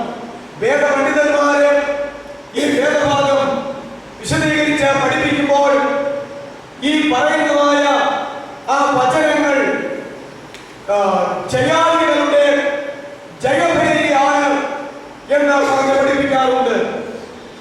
കർത്താവിന്റെ ഗംഭീരനാദം മുഴങ്ങുകയും ദൈവത്തിന്റെ കാഹളം ധരിക്കുകയും പ്രധാനത്തിന്റെ ശബ്ദമുണ്ടാവുകയും കർത്താവിന്റെ ഗംഭീരനാദം മുഴങ്ങുകയും ചെയ്യുന്നതായ സമയത്ത് നാം ചിന്തിച്ചതുപോലെ കണ്ണിമയ്ക്കുന്നതിനിടയിൽ ക്രിസ്തുവിൽ മരിച്ച വിശുദ്ധന്മാർ അക്ഷയരായി ഉയർത്തെഴുന്നേൽക്കുകയും ക്രിസ്തുവിൽ ജീവനോടെ ശേഷിച്ച് ജീവിക്കുന്നവരായ വിശുദ്ധന്മാർ അവരോട് ചേർന്ന് രൂപാന്തരപ്പെട്ടവർ ഒരുമിച്ചൊരു സമൂഹമായി ഭൂമിയുടെ മുകൾ പരപ്പ് വിട്ട് മധ്യാകാശത്തിലേക്ക് പരിശുദ്ധന്മാരെ നയിക്കുകയും ചെയ്യുമ്പോൾ അവർ ഒരുമിച്ച് രൂപാന്തരപ്പെട്ടവരായി ഭേദസ്കരിക്കപ്പെട്ടവരായി അവര് ദൈവവേലി മുഴക്കുന്നു. അതുകൊണ്ട് ഉയർത്തെഴുന്നേറ്റ സമൂഹത്തിന്റെ മുദ്രാവാക്യമാകുന്നു എന്നത്രേ പണ്ഡിതന്മാരെ കുറിച്ച് അഭിപ്രായം പറഞ്ഞു പഠിപ്പിച്ചിരിക്കുന്നത്. ഹേ മരണമേ, നിന്റെ ജയം എവിടെ? ആദാമിന്റെ പാപം മുതൽ കർത്താവിന്റെ മധ്യാകാശ വരവ് വരെയുമുള്ള പഴയ നിയമ വിശുദ്ധന്മാരുടെയും പുതിയ നിയമ വിശുദ്ധന്മാരുടെയും ചരിത്രം പഠിക്കുമ്പോൾ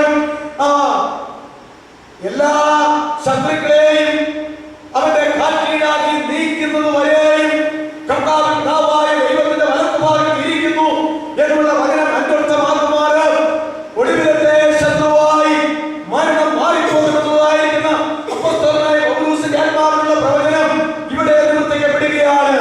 ഇതാ ഒടുവിലത്തെ ശത്രുവായ മരണം വിട്ട് മാറിയിരിക്കുകയാ. അതുകൊണ്ടാണ് ദൈവവേലി മുഴക്കുന്നത്. ഹേ മരണമേ, നിന്റെ ജയം എവിടെ? കഴിഞ്ഞ നൂറ്റാണ്ടുകളായി മരണത്തിന്റെ ജയം മാനവരാശിയെ അടിച്ചമർത്തിക്കൊണ്ടിരുന്നു എങ്കിൽ ആ മരണത്തിന്റെ ഭയത്തിൽ നിന്നും മരണത്തിന്റെ ആധിപത്യത്തിൽ നിന്നും കർത്താവായിരിക്കുന്ന യേശുക്രിസ്തുവിന്റെ ക്രൂശിൽ ചൊരിഞ്ഞതായിരിക്കുന്ന രക്തത്തിന്റെ വീണ്ടെടുപ്പിനാൽ നമുക്ക് വേണ്ടി നേടിത്തന്ന ആ മരണത്തിന്റെ ഭയം, ആ മരണത്തിന്റെ ജയം ഇതാ വിട്ടുമാറി അതിന്റെ മേൽ ജയമെടുത്തിരിക്കുന്ന നിമിഷത്തിലേക്ക് കടന്നു വന്നിരിക്കുകയാണ്. അതുകൊണ്ട് കോടാനുകോടി വിശുദ്ധന്മാര്, എണ്ണമില്ലാത്ത വിശുദ്ധന്മാര്, 5 സമൂഹങ്ങൾ വെളിപ്പാട് പുസ്തകത്തിൽ ഭൂമിയിൽ നിന്ന് മഹോന്നത കാലഘട്ടത്തിൽ സ്വർഗത്തിലേക്ക് മാറ്റപ്പെടുന്നു എന്ന് നമ്മൾ ചിന്തിച്ചപ്പോൾ അതിൽ ഒന്നാമത്തെ കൂട്ടരായിരിക്കുന്ന വെളിപ്പാട് 7-ാം അധ്യായത്തിൽ പറയുന്നവരെ സംബന്ധിച്ച് തന്നെ പറയുന്നു.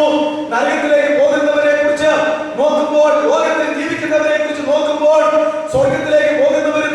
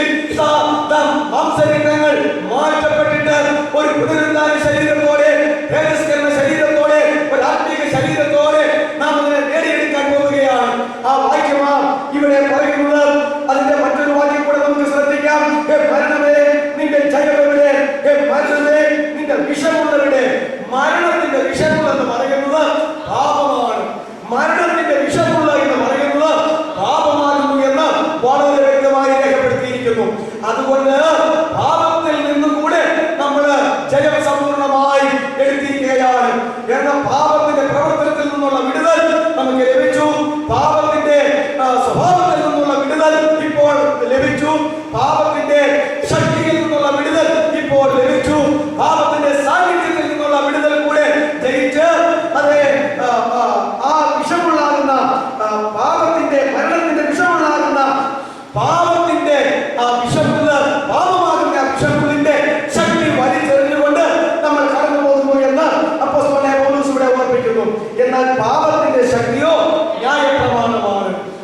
ന്യായപ്രമാണം എന്നാൽ എന്താകുന്നു എന്ന് ചോദിച്ചാൽ എന്റെ ഓർമ്മ ശരിയാകുന്നുവെങ്കിൽ 25 വിഷയത്തെ ഒരുമിച്ച് കൂട്ടി പറയുമ്പോൾ ന്യായപ്രമാണം എന്താകുന്നു എന്നുള്ളത് പുതിയ നിയമ തിരുവെഴുത്തിൽ നിന്ന് നമുക്ക് പഠിക്കാനായിട്ട് കഴിയും. ന്യായപ്രമാണം എന്നാൽ എന്താകുന്നു. അതുപോലെ തന്നെ ഇവിടെ നമുക്ക് ഒരു ചെറിയ വാചകത്തിൽ എന്ന് പറയാൻ കഴിയും. ന്യായപ്രമാണം പാപത്തിന്റെ പരിജ്ഞാനം കാലാകാലങ്ങളിൽ തന്നുകൊണ്ടിരിക്കുകയാണ്. പാപത്തെ സംബന്ധിച്ചുള്ള പരിജ്ഞാനം തരുവാൻ കഴിവുള്ള ഒന്നാണ് ന്യായപ്രമാണം. അതുകൊണ്ട് പഴയ നിയമത്തിൽ ന്യായപ്രമാണം ലഭിച്ചപ്പോൾ പഴയ നിയമത്തിലുള്ളവർക്കും പുതിയ നിയമത്തിലുള്ളവർക്കും അത് പാപത്തിന്റെ പരിജ്ഞാനത്തെ പകർന്നു കൊടുത്തുകൊണ്ടിരുന്നു. എന്നാൽ പാപത്തിൽ നിന്നുള്ളതായിരിക്കുന്ന വിടുതൽ ന്യായപ്രമാണം മുഖാന്തരമായിട്ട് ലഭിക്കാനായിട്ട് കഴിഞ്ഞില്ല. അതുകൊണ്ട് പാപത്തിന്റെ ശക്തി എന്ന് പറയുന്നത് ന്യായപ്രമാണമാണ്. മരണത്തിന്റെ വിഷമുണ്ടെന്ന് പറയുന്നത് പാപമാണ്. പാപത്തിന്റെ ശക്തി എന്ന് പറയുന്നത് ന്യായപ്രമാണമാണ് എന്ന് ഇവിടെ പിന്നെയും ഓർമ്മിക്കുകയാണ്. എന്താ ഇത് പറഞ്ഞത്? നമ്മൾ കഴിഞ്ഞ ദിവസം അവസാനം ചിന്തിച്ചതുപോലെ തന്നെ ദൈവത്തിന് ഫലകാര്യമാണ് മരിച്ച് ഉയർത്തെഴുന്നേറ്റവനായ യേശു ക്രിസ്തുവിനെ നമ്മൾ ആയിരിക്കേണ്ടതിന് നാം എല്ലാവരും ന്യായപ്രമാണ സംബന്ധമായി മരിച്ചിരിക്കുന്നു. അങ്ങനെ ന്യായപ്രമാണ സംബന്ധമായി മരിച്ചിരിക്കുന്നു എങ്കിൽ ഇനി ന്യായപ്രമാണവുമായിട്ടുള്ള വ്യക്തിപരമായ ബന്ധം വിച്ഛേദിക്കപ്പെട്ടിരിക്കുന്നു. ആ ബന്ധം മരിച്ച് ഉയർത്തെഴുന്നേറ്റവനായ യേശു ക്രിസ്തുവുമായി നാം സംയോജിപ്പിക്കപ്പെട്ടിരിക്കുകയാണ്. അങ്ങനെ പുനരുത്ഥാനത്തിൽ ജീവിക്കുന്ന യേശു ക്രിസ്തുവുമായി നാം സംയോജിപ്പിക്കപ്പെട്ടിരിക്കുന്നതിനാൽ ഇനി നമുക്ക് നമ്മുടെ ക്രിസ്തീയ ജീവിതത്തിൽ ദൈവത്തിന് ഫലം കായ്ക്കുവാൻ കഴിയും എന്നത്രേ പറയുന്നത്. മരണത്തിന് ഫലം കായ്ച്ചുകൊണ്ടിരുന്ന ജീവിതത്തിൽ നിന്ന് ഇപ്പോൾ നമുക്ക് ദൈവത്തിന് ഫലം കായ്ക്കുവാനായിട്ട് കഴിയും. അതുകൊണ്ട് ന്യായപ്രമാണത്തിൽ നിന്ന് ഒരു വിടുതൽ കർത്താവിന്റെ കാൽവരിയിലെ ക്രൂശുമരണത്താൽ നമുക്ക് നേടിത്തന്നിട്ടുണ്ട്. പാപത്തിൽ നിന്നുള്ള വിടുതല്, ശാപത്തിൽ നിന്നുള്ളതായിരിക്കുന്ന വിടുതല്, ന്യായപ്രമാണത്തിൽ നിന്നുള്ളതായിരിക്കുന്ന വിടുതല്, പഴയ മനുഷ്യരിൽ നിന്നുള്ളതായിരിക്കുന്ന വിടുതല്, ജഡത്തിന്റെ ആധിപത്യത്തിൽ നിന്നുള്ളതായിരിക്കുന്ന വിടുതല്, രോഗത്തിൽ നിന്നുള്ളതായിരിക്കുന്ന വിടുതല്, ഇങ്ങനെ അനേക വിഷയങ്ങളെ കുറിച്ച് ദാരിദ്ര്യത്തിൽ നിന്നുള്ളതായിരിക്കുന്ന വിടുതല്, ശാപത്തിൽ നിന്നുള്ളതായിരിക്കുന്ന വിടുതല് എല്ലാം തിരുവചനത്തിൽ ധാരാളമായി രേഖപ്പെടുത്തിയിരിക്കുന്നു. അതുകൊണ്ട് പുനരുദ്ധാനത്തിന്റെ തിയറികൾ പറഞ്ഞ് പ്രായോഗികമായ കാര്യങ്ങൾ പറഞ്ഞ് അവസാനിപ്പിക്കുമ്പോൾ മരണമേ നിന്റെ ജയം എവിടെ, മരണമേ നിന്റെ ജയം എവിടെ എന്ന് ചോദിച്ചിട്ട് മരണത്തിന്റെ വിഷമുള്ള പാപമാകുന്നു എന്നും പാപത്തിന്റെ ശക്തി ന്യായപ്രമാണമാകുന്നു എന്നും അവിടെ രേഖപ്പെടുത്തിയിരിക്കുകയാണ്. ആകയാൽ ആദ്യത്തെ വിടുതൽ മുതൽ, ആദ്യമായി കാൽവരി ക്രൂശിൽ ലഭിച്ചതായ ആ വിടുതൽ മുതൽ ഏറ്റവും ഒടുവിലത്തെ ശത്രുവായ മരണത്തിന്റെ മേൽ കൂടി ഇപ്പോൾ ജയമെടുത്തിരിക്കുന്നു എന്നത്രേ പൗലോസ് അപ്പോസ്തലൻ പറയുന്നത്. അതുകൊണ്ടാണ് അതിനോട് ചേർന്ന് ഇപ്രകാരം പറഞ്ഞിരിക്കുന്നത്, പാപത്തിന്റെ ശക്തിയോ ന്യായപ്രമാണം. ഈ വിഷയത്തിൽ നിന്നെല്ലാം 57ാമത്തെ വാക്യം, നമ്മുടെ കർത്താവായ യേശു ക്രിസ്തു മുഖാന്തരം നമുക്ക് ജയം നൽകുന്ന ദൈവത്തിന് സ്തോത്രം. നമ്മുടെ കർത്താവായ യേശു ക്രിസ്തു മുഖാന്തരം നമുക്ക് ജയം നൽകുന്ന ദൈവത്തിന് സ്തോത്രം. ഏതോ ഒരു ക്ലാസ്സിൽ അത് രക്ഷയെ സംബന്ധിച്ചുള്ള ക്ലാസ്സിലാകുന്നുവെന്ന് തോന്നുന്നു. ഞാൻ യേശുവിന്റെ സമ്പൂർണമായ പേരിനെ കുറിച്ച് പറയുകയുണ്ടായി. അത് കർത്താവായ ക്രിസ്തു യേശു എന്നാണ്, അല്ലെങ്കിൽ കർത്താവായ യേശു ക്രിസ്തു എന്നാണ്. അത് കർത്താവ് ഈ ലോകത്തിൽ ജനിച്ചതായ സന്ദർഭത്തിൽ ആട്ടിടയന്മാർക്കായി ആദ്യത്തെ മാലാഖ പ്രത്യക്ഷപ്പെട്ട് അവരോട് ആ സദ്വർത്തമാനം ഘോഷിച്ചപ്പോൾ തന്നെ കർത്താവായ ക്രിസ്തു എന്ന രക്ഷിതാവ് ഇന്ന് നിങ്ങൾക്കായി ദാവീദിന്റെ പട്ടണത്തിൽ ജനിച്ചിരിക്കുന്നു എന്ന് പറയുകയുണ്ടായി. അതാണ് യേശുവിന്റെ പേര്, അതാണ് സുവിശേഷം എന്ന് പറയുന്നത്. അതായത് സുവിശേഷം 16-ാം അധ്യായത്തിൽ എന്നെ കുറിച്ച് നിങ്ങളുടെ അഭിപ്രായം എന്താകുന്നു എന്ന് അരിമശിഷ്യന്മാരോട് ചോദിച്ചപ്പോൾ പത്രോസ് എഴുന്നേറ്റ് പറഞ്ഞു, നീ ജീവനുള്ള ദൈവ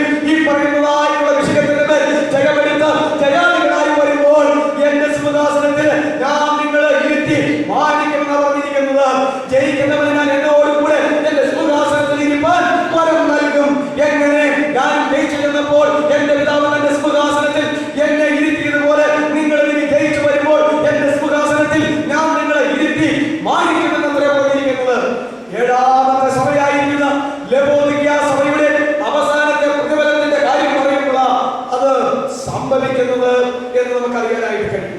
ആകയാൽ നമ്മുടെ കർത്താവായിരിക്കുന്ന യേശുക്രിസ്തു മുഖാന്തരം ജയം നൽകുന്ന ദൈവത്തിന്റെ സ്തോത്രം. യേശുക്രിസ്തുവിലൂടെ നമുക്ക് ജയാളികളുടെ ലിസ്റ്റിൽ അവസാനത്തെ പദവിയും അലങ്കരിക്കുവാൻ കഴിയും. ഇതാ ഒടുവിലത്തെ ശത്രുവായി മരണവും മാറിക്കൊണ്ടിരിക്കുന്നു. പിന്നീട് നാം വായിക്കുന്നത്, ഇനി മരണമുണ്ടോ? ഇല്ല. ഇനി ശാപമുണ്ടോ? ഇല്ല. ഇനി ദുഃഖമുണ്ടോ? മുറവിളിയുണ്ടോ? കണ്ണുനീരുണ്ടോ? ഒന്നുമില്ല. അതില്ലാത്ത ഒരു ലോകത്തിലേക്ക് നാം കടന്നുപോയിരിക്കുകയാണ്.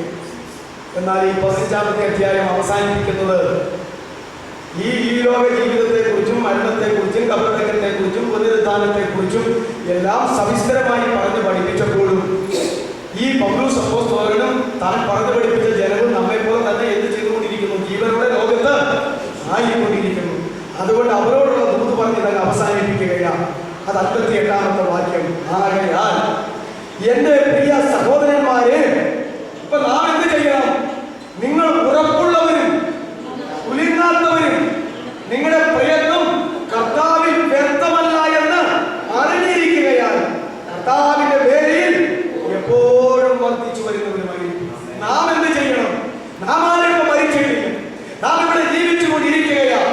ഇത്രത്തോളം മരണാനന്തരമായ കാര്യങ്ങളെ കുറിച്ചുള്ള ആത്മീയമായ ബോധം, വചനപരമായ സത്യം, ദൈവത്തിന്റെ വെളിപ്പാടുകൾ, ഇത് തന്നെ ഒരു മർമ്മമാണല്ലോ. മരിച്ചവരുടെ പുനരുത്ഥാനം, ജീവനോടിരിക്കുന്നവരുടെ രൂപാന്തരം, അന്ത്യകാഹളനാദം, ഇത് ഒരു മർമ്മമാണ്. ഇതൊരു മർമ്മമാകുന്നുവെന്ന് ഇവിടെ പറഞ്ഞിട്ടുണ്ട്.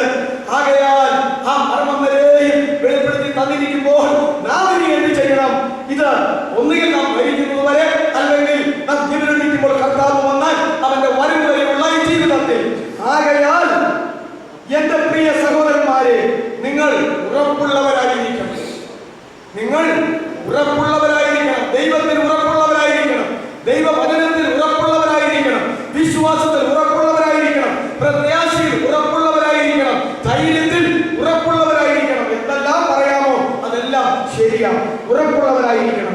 കുലുങ്ങാത്തവരായിരിക്കണം. ഇളകാത്തവര്, ഞെട്ടാത്തവര്, കുലുങ്ങാത്തവര്, പതരാത്തവര്, തളരാത്തവര് ആയിരിക്കണമെന്നാണ് പറഞ്ഞിരിക്കുന്നത്.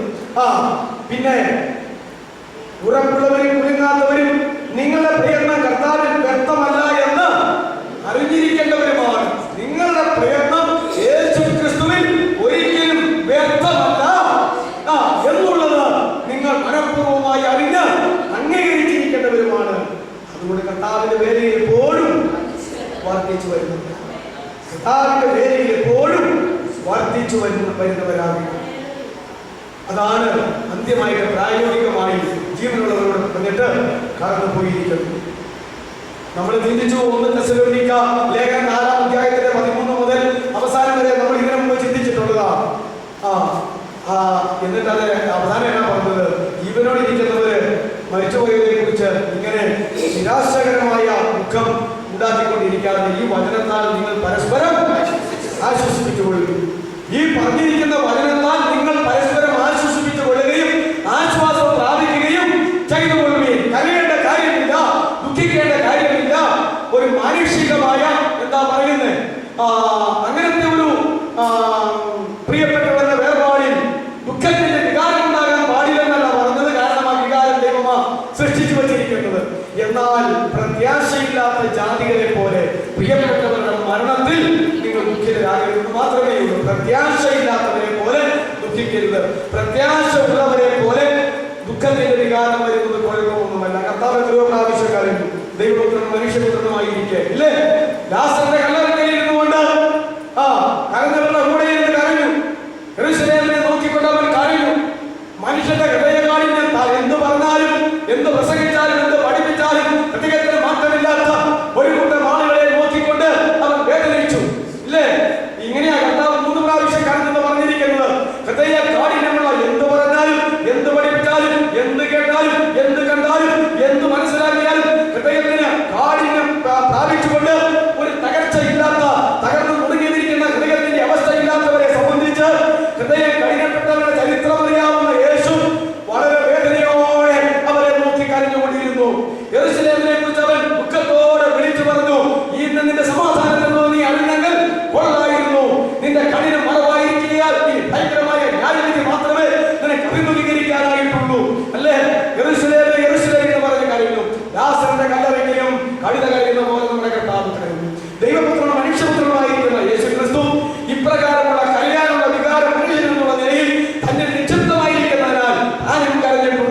നാം എത്രയോ അധികം സന്ദർഭങ്ങളിൽ കരയേണ്ടവരാണ്. ദുഃഖത്തിന്റെ വികാരം പൊട്ടിപ്പുറപ്പെടട്ടെ, അതിന് കുഴപ്പമൊന്നുമില്ല. അതല്ല പറഞ്ഞിരിക്കുന്നത്. അതെ, മരണത്തോടുള്ളതായിരിക്കുന്ന ബന്ധത്തിൽ, പ്രിയപ്പെട്ടവരുടെ മരണത്തോടുള്ളതായിരിക്കുന്ന ബന്ധത്തിൽ, നമ്മുടെ മരണത്തോടുള്ളതായിരിക്കുന്ന ബന്ധത്തിൽ പ്രത്യാശയില്ലാത്തവരെ പോലെ ആരും ദുഃഖിക്കേണ്ട. അതുകൊണ്ട് ഈ വചന സത്യങ്ങളാൽ നിങ്ങൾ പരസ്പരം ആശ്വസിപ്പിച്ചുകൊള്ളി.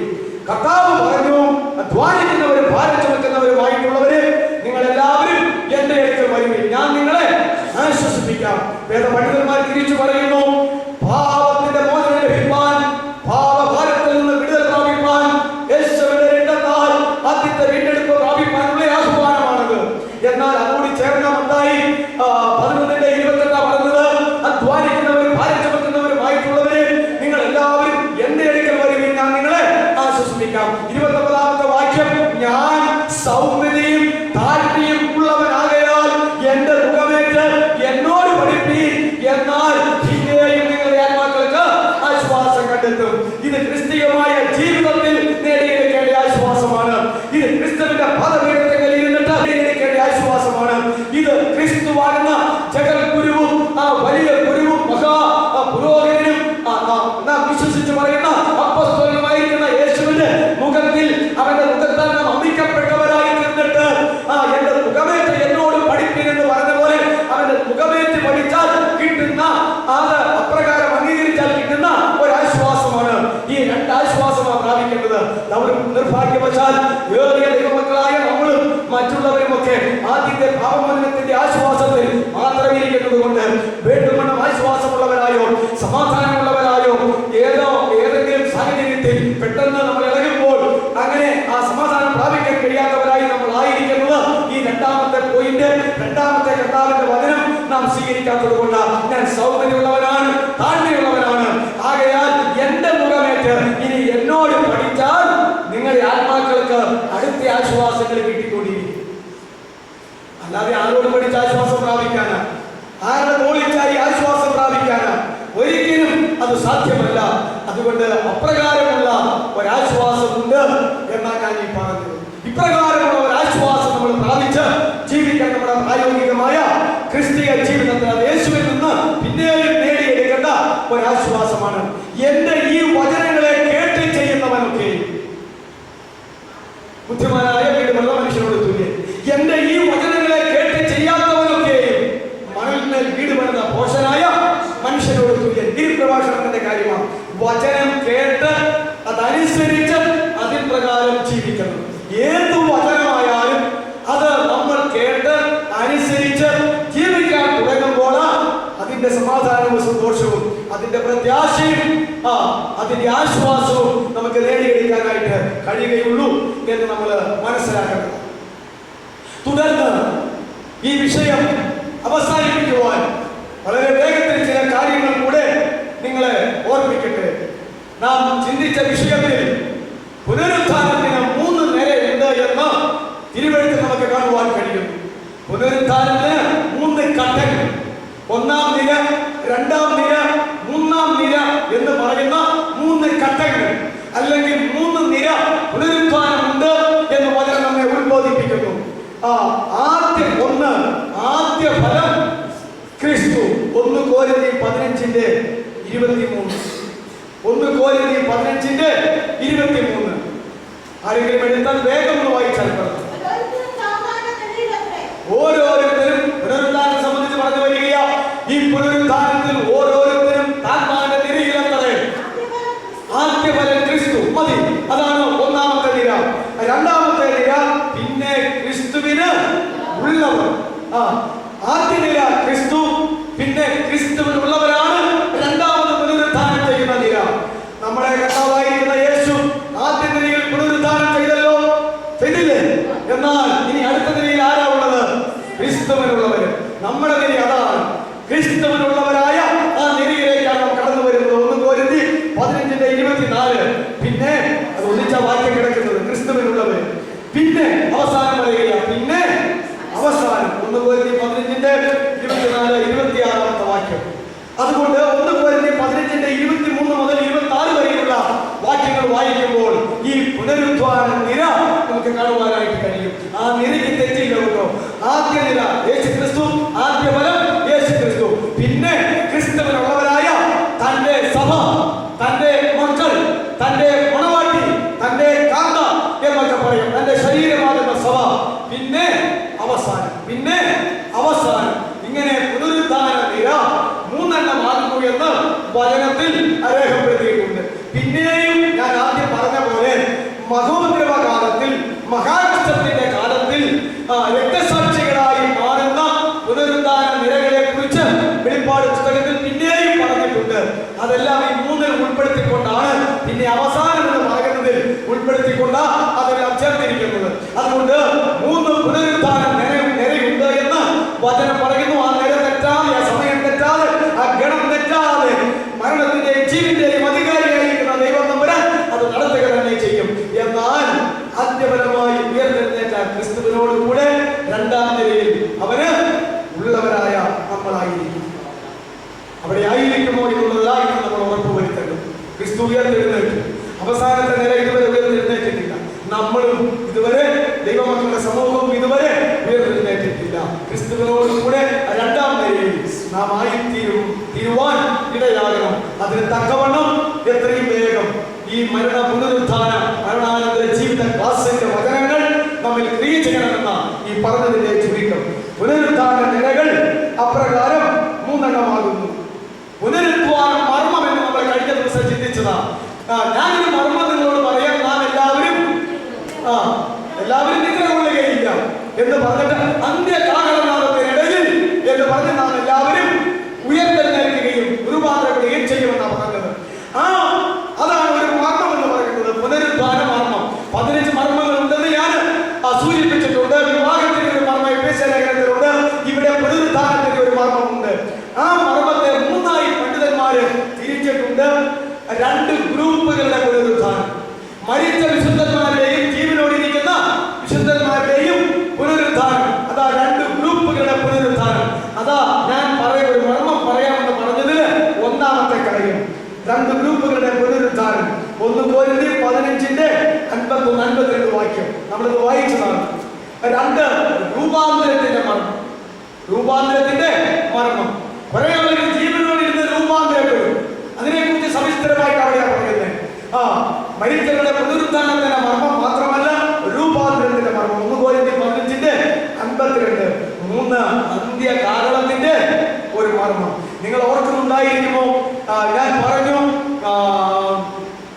പുനരുദ്ധാനത്തിന്റെ 2 നിരകളെ സംബന്ധിച്ചു. പുനരുദ്ധാനത്തിന്റെ ഈ നിരയല്ല, 2 തരം പുനരുദ്ധാനത്തെ സംബന്ധിച്ച് എന്നാൽ പിന്നീട് പ്രാകൃത ശരീരം വിതയ്ക്കപ്പെടുന്നു. പ്രാകൃത ശരീരം അർത്ഥം ആദാമിന്റെ സ്വാഭാവിക ശരീരം. സ്വാഭാവിക ശരീരം വിതയ്ക്കപ്പെടുന്നു, ആത്മീക ശരീരം ഉയർത്തപ്പെടുന്നു. സ്വാഭാവിക ശരീരം ഉണ്ടെങ്കിൽ ആത്മീക ശരീരവും ഉണ്ട് എന്ന് മുമ്പൊരു ക്ലാസ് നമ്മൾ പറഞ്ഞതാണ്. അതിനുവേണ്ടി ചലിക്കുന്ന ഒരു കാലത്തെ കുറിച്ചാണ് ഈ പറഞ്ഞത് എന്ന് വേദപണ്ഡിതന്മാരുമായി ഘടിപ്പിക്കുന്നു. അന്ത്യകാലനാഥം എന്ന് പറയുന്നത് ഇപ്രകാരം തിരിച്ചു പഠിപ്പിക്കുന്നുണ്ട്, ഒന്നായിട്ട് പഠിപ്പിക്കുന്നുണ്ട്. ഞാനത് നിങ്ങളോട് പറഞ്ഞു. അതിൽ നമ്മൾ അധികം പറയേണ്ട കാര്യമില്ല. ഒറ്റ ഉയർത്തെഴുന്നേൽപ്പിൽ കൊണ്ട് ദൈവം നിർത്തിയാലും, 2 ഉയർത്തെഴുന്നേൽപ്പിൽ കൊണ്ട് നിർത്തിയാലും സംഭവിക്കേണ്ടത് ഒന്നായാലും 2ആയാലും സംഭവിച്ചു പിരിച്ചിരിക്കും. അതില് നമുക്ക് കുഴപ്പമില്ല. അതുകൊണ്ട് ഇവിടെ അന്ത്യകാലം എന്ന് പറഞ്ഞിരിക്കുന്നത് കണ്ടുപിടിക്കുന്നതിനിടയിൽ എന്നൊക്കെ പറഞ്ഞിരിക്കുന്നത് ഒരു പ്രത്യേക പുനരുദ്ധാനത്തെ കുറിച്ചാണ് കേട്ടോ. അത് അപ്രകാരം നമ്മൾ ഓർക്കേണ്ടതാണ്. അപ്പോ പുനരുദ്ധാന മർമ്മം എന്ന് പറയുന്നതിനെ 3ആയി തിരിച്ചിരിക്കുകയാണ്. 2 ഗ്രൂപ്പുകളുടെയും പുനരുദ്ധാനം, പ്രത്യേക ജീവിച്ചിരിക്കുന്നവരുടെ രൂപാന്തരം, 3ാമത് അന്ത്യകാലനാഥത്തിന്റെ തന്നെ മർമ്മം. 2 ഗ്രൂപ്പുകളുടെ മർമ്മം. ജീവിച്ചിരിക്കുന്നവർ മാത്രം രൂപാന്തരപ്പെടുന്നതിന്റെ, ജീവനോടിരിക്കുന്ന നമ്മുടെ മരിച്ചുപോയവർക്ക് മുമ്പേ പോകുമെന്നാണ് പറഞ്ഞത് കേട്ടോ. നമ്മുടെ വികാരം മരിച്ചുപോയി അവർ പുറകെ എഴുന്നേറ്റ് വരട്ടെ, നമ്മൾ രൂപാന്തരപ്പെട്ട് മുമ്പേ പോകുമെന്നാണ്. അതുകൊണ്ട് കർത്താവിന്റെ വചനം കൊണ്ട് തന്നെ ഞങ്ങൾ നിങ്ങളെ ഉറപ്പിക്കുന്നു, നമ്മളെല്ലാം മുമ്പേ പോകുന്നത് ആദ്യം മരിച്ചു ഉയർത്തെഴുന്നേൽക്കും, പിന്നെ ജീവനോടിരിക്കുന്നവർ രൂപാന്തരപ്പെട്ടിട്ട് അവരോട് കൂടെ നമ്മളും പൊങ്ങുമെന്നാണ് പറഞ്ഞത്. കർത്താവിന്റെ നീതി നോക്കിക്കേ. അതുകൊണ്ട് അവരുടെ വചനം കൊണ്ട് അത് പഠിപ്പിച്ചത്. അതാ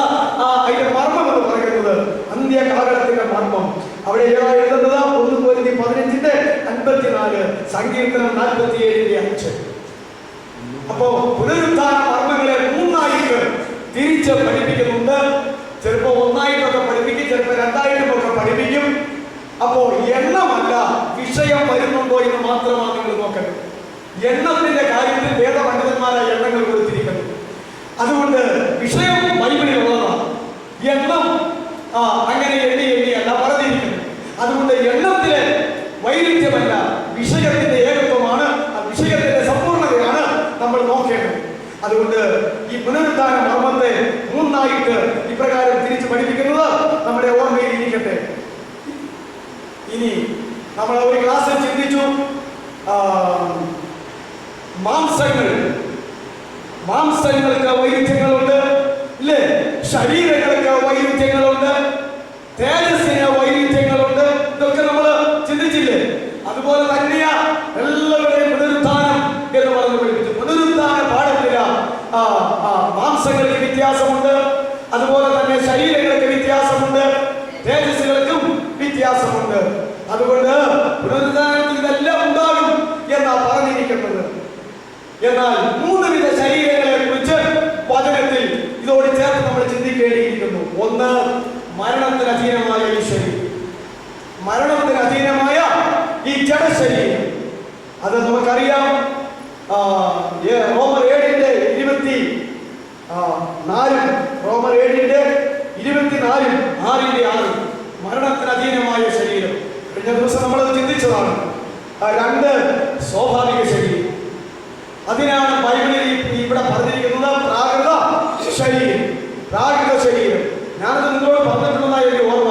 ഈ അടുത്ത നാൾ വരെ ഞാൻ വേദപുസ്തകം വായിച്ചു തുടങ്ങിയ കാലം മുതൽ ഈ അടുത്ത നാൾ വരെ പ്രാകൃത മനുഷ്യൻ എന്ന് പറയുമ്പോഴും പ്രാകൃത ശരീരം എന്ന് പറയുമ്പോഴും പ്രാകൃതന്മാരെന്ന് പറയുമ്പോഴും ഞാൻ ധരിച്ചുകൊണ്ടിരുന്നത്, മനസ്സിലാക്കിക്കൊണ്ടിരുന്നത് ഏറ്റവും ദുഷ്ടന്മാരും നീചന്മാരും വെടക്കുകളുമായി അധമ പാതാളത്തിന്റെ, അതായത് അങ്ങേ പാതാളത്തിന്റെ ഏറ്റവും ഗൗരവമായ തട്ടിലേക്ക് എടുത്തെറിയപ്പെടുന്ന നികൃഷ്ട ജീവികളെ കുറിച്ച് പറയുന്ന പേരാണ് ഈ പ്രാകൃതം എന്ന് പറഞ്ഞപ്പോൾ. പ്രാകൃത ആത്മാരെന്ന് പറഞ്ഞപ്പോൾ അതുകൊണ്ട് എന്നാൽ അങ്ങനെയല്ല. ഇംഗ്ലീഷിലും മൂലഭാഷയിലും അതിനാണ് പറയുന്നത് പ്രാകൃത ശരീരം വിതയ്ക്കപ്പെടുന്നു, ആത്മീക ശരീരം ഉയർത്തപ്പെടുന്നു. സ്വാഭാവിക ശരീരം, ആദാമിന്റെ സ്വാഭാവിക ശരീരം. ഇംഗ്ലീഷിൽ നാച്ചുറൽ മാൻ എന്നാണ് എനിക്ക് തോന്നുന്നു, അല്ലേ? നാച്ചുറൽ മാൻ. അതാ നാച്ചുറൽ മാൻ എന്ന് പറഞ്ഞാൽ അത് പ്രാകൃതമല്ല. എന്നാൽ മലയാളത്തിൽ അങ്ങനെയാ അതിന് വന്നിരിക്കുന്നത്. അതുകൊണ്ട് ദൈവമക്കളുടെ കൂട്ടത്തെ തന്നെ കോരിന്ത്യ സഭയെ അപ്പോസ്തലനായ പൗലോസ് മൂന്നായിട്ട് തിരിച്ചു. ആത്മീക അനുഭവങ്ങളെ വെച്ചുകൊണ്ട് 1 ജഡീകൻ, 2 പ്രാകൃതൻ, 3 ആത്മീകൻ. അപ്പൊ ഏറ്റവും താഴെ കിടക്കുന്നത് ആരാ? ജഡീകന്മാര്. അത് കഴിഞ്ഞുയർന്നു നിൽക്കുന്നത് ആരാ? പ്രാകൃതന്മാർ. പക്ഷെ വാക്കിൽ നിങ്ങൾ തെറ്റിദ്ധരിക്കരുത്. എന്ന് വെച്ചാൽ നാച്ചുറൽ മാൻ എന്നതിന്റെ അർത്ഥം ദേഹിയിൽ ജീവിക്കുന്നവര്, ജഡത്തിൽ ജീവിക്കുന്നവരല്ല. ബുദ്ധിയിലും വികാരത്തിലും ഇച്ഛാശക്തിയിലും രക്ഷിക്കപ്പെട്ടു ദൈവപൈതലായി. എന്നാൽ ജീവിതം മുഴുവൻ ബുദ്ധിയിലും ഇച്ഛാശക്തിയിലും വികാരത്തിലും മാത്രമാണ്. അതാണ് ആ ദേഹിയുടെ നാച്ചുറൽ മാന്റെ കഴിവുകൾ. അതിൽ ജീവിക്കുന്നവരാ. അതുകൊണ്ട് ആ ദേഹി പരം നാച്ചുറൽ മാൻ അതിന് മലയാളത്തിൽ ഇതിനകത്ത് വന്നത് പ്രാകൃതൻ. അതെന്താണെന്ന് എനിക്കും പിടികിട്ടിയിരിക്കില്ല.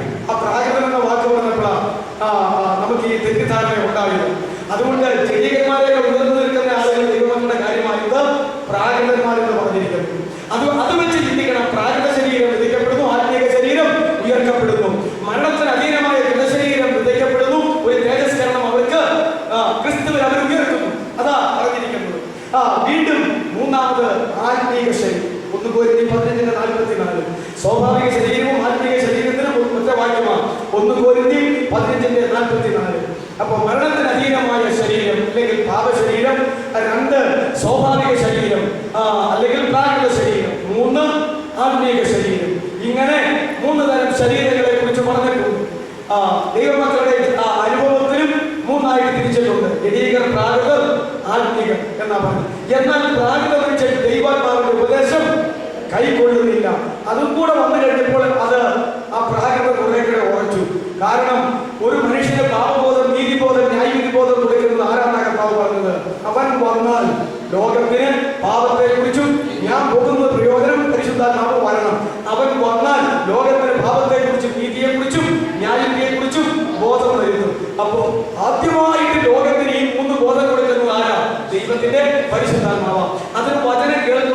സുവിശേഷം പറയുമ്പോഴാണ്. അത് വെച്ച് നോക്കുമ്പോഴും തൊലി വരുന്നത് അപ്പൊ ഈ പ്രാകൃത മനുഷ്യന്മാർക്ക് എല്ലാം പാപബോധം ഉണ്ടായിട്ട് ഇവര് രക്ഷിക്കപ്പെടാൻ പോവുകയാണ് എന്നാണ്. അതല്ല ഇവിടെ പറഞ്ഞിരിക്കുന്നത്. എന്നാൽ ജഡീക മനുഷ്യന്റെ ആധിപത്യത്തിൽ നിന്ന് വിടിവിക്കപ്പെട്ട് രക്ഷിക്കപ്പെട്ട് നിൽക്കുന്ന ജഡീക ക്രിസ്ത്യാനികളെക്കാൾ കുറെ കൂടെ മെച്ചമുള്ളവരാണ്. ഈ ജഡത്തിന്റെ പാപം ഇല്ല, എന്നാൽ നിങ്ങൾ എങ്ങനെ ജീവിക്കത്തുള്ളൂ? പരിശുദ്ധാത്മാവിൽ ജീവിക്കത്തില്ല, ദൈവഹിതത്തിൽ ജീവിക്കത്തില്ല. ജീവിതം മുഴുവൻ ഇവന്റേതായ സ്വയമായ ബുദ്ധി, സ്വയമായ വികാരം, സ്വയമായ ഇച്ഛാശക്തി. അങ്ങനെയുള്ള മനുഷ്യരെ കണ്ടിട്ടില്ലേ? ജഡത്തിന് ഒരു പ്രവൃത്തി ഇല്ലതാനും. എന്നാൽ ഇത് ആത്മീയത, ഇത് പരിശുദ്ധാത്മാവിന്റെ ആണോ ആത്മീയതയാണോ ഈ സ്വാഭാവിക മനുഷ്യന്റെ കഴിവുകൊണ്ടാണോ എന്ന് തിരിച്ചറിയാൻ മേലാതെ ആ വ്യക്തിയും ഈ ദൈവസഭക്കാരും മുഴുവനും കുഴഞ്ഞുകൊണ്ടിരിക്കുകയാണ് ചെയ്യുന്നത്.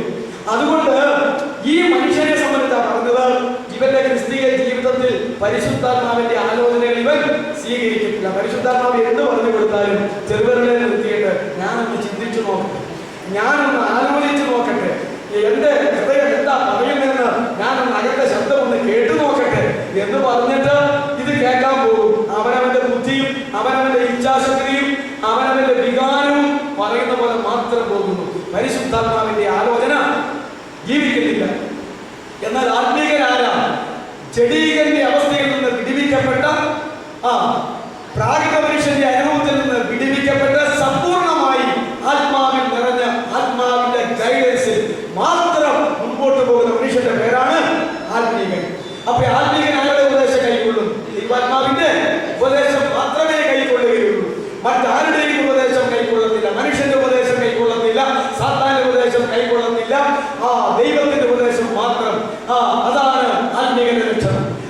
അത് നമ്മൾ പ്രത്യേകം ഓർക്കേണ്ടതാണ്. എന്നാൽ പ്രാകൃത മനുഷ്യൻ ദൈവാത്മാവിന്റെ ഉപദേശം കൈക്കൊള്ളുന്നില്ല എന്ന് പറഞ്ഞത് ഇതാകുന്നു എന്ന് നമ്മൾ മനസ്സിലാക്കേണ്ടതാണ്. അതുകൊണ്ട് ആ പ്രാകൃതനെ സംബന്ധിച്ചുള്ള നമ്മുടെ കഴിഞ്ഞകാല അറിവുകളും പാരമ്പര്യങ്ങളും പഴക്കങ്ങളും നമ്മൾ നിർത്തിയിട്ട് ഈ പുതിയതായിട്ടുള്ള അർത്ഥസമ്പൂർണമായ ആ അനുഭവത്തിലേക്ക് കടന്നു വന്ന് നമ്മൾ ചിന്തിച്ചെങ്കിൽ മാത്രമേ ഈ വചനത്തിന്റെ അന്തസത്തകൾ ഉൾക്കൊള്ളാനായിട്ട് കഴിയുകയുള്ളൂ.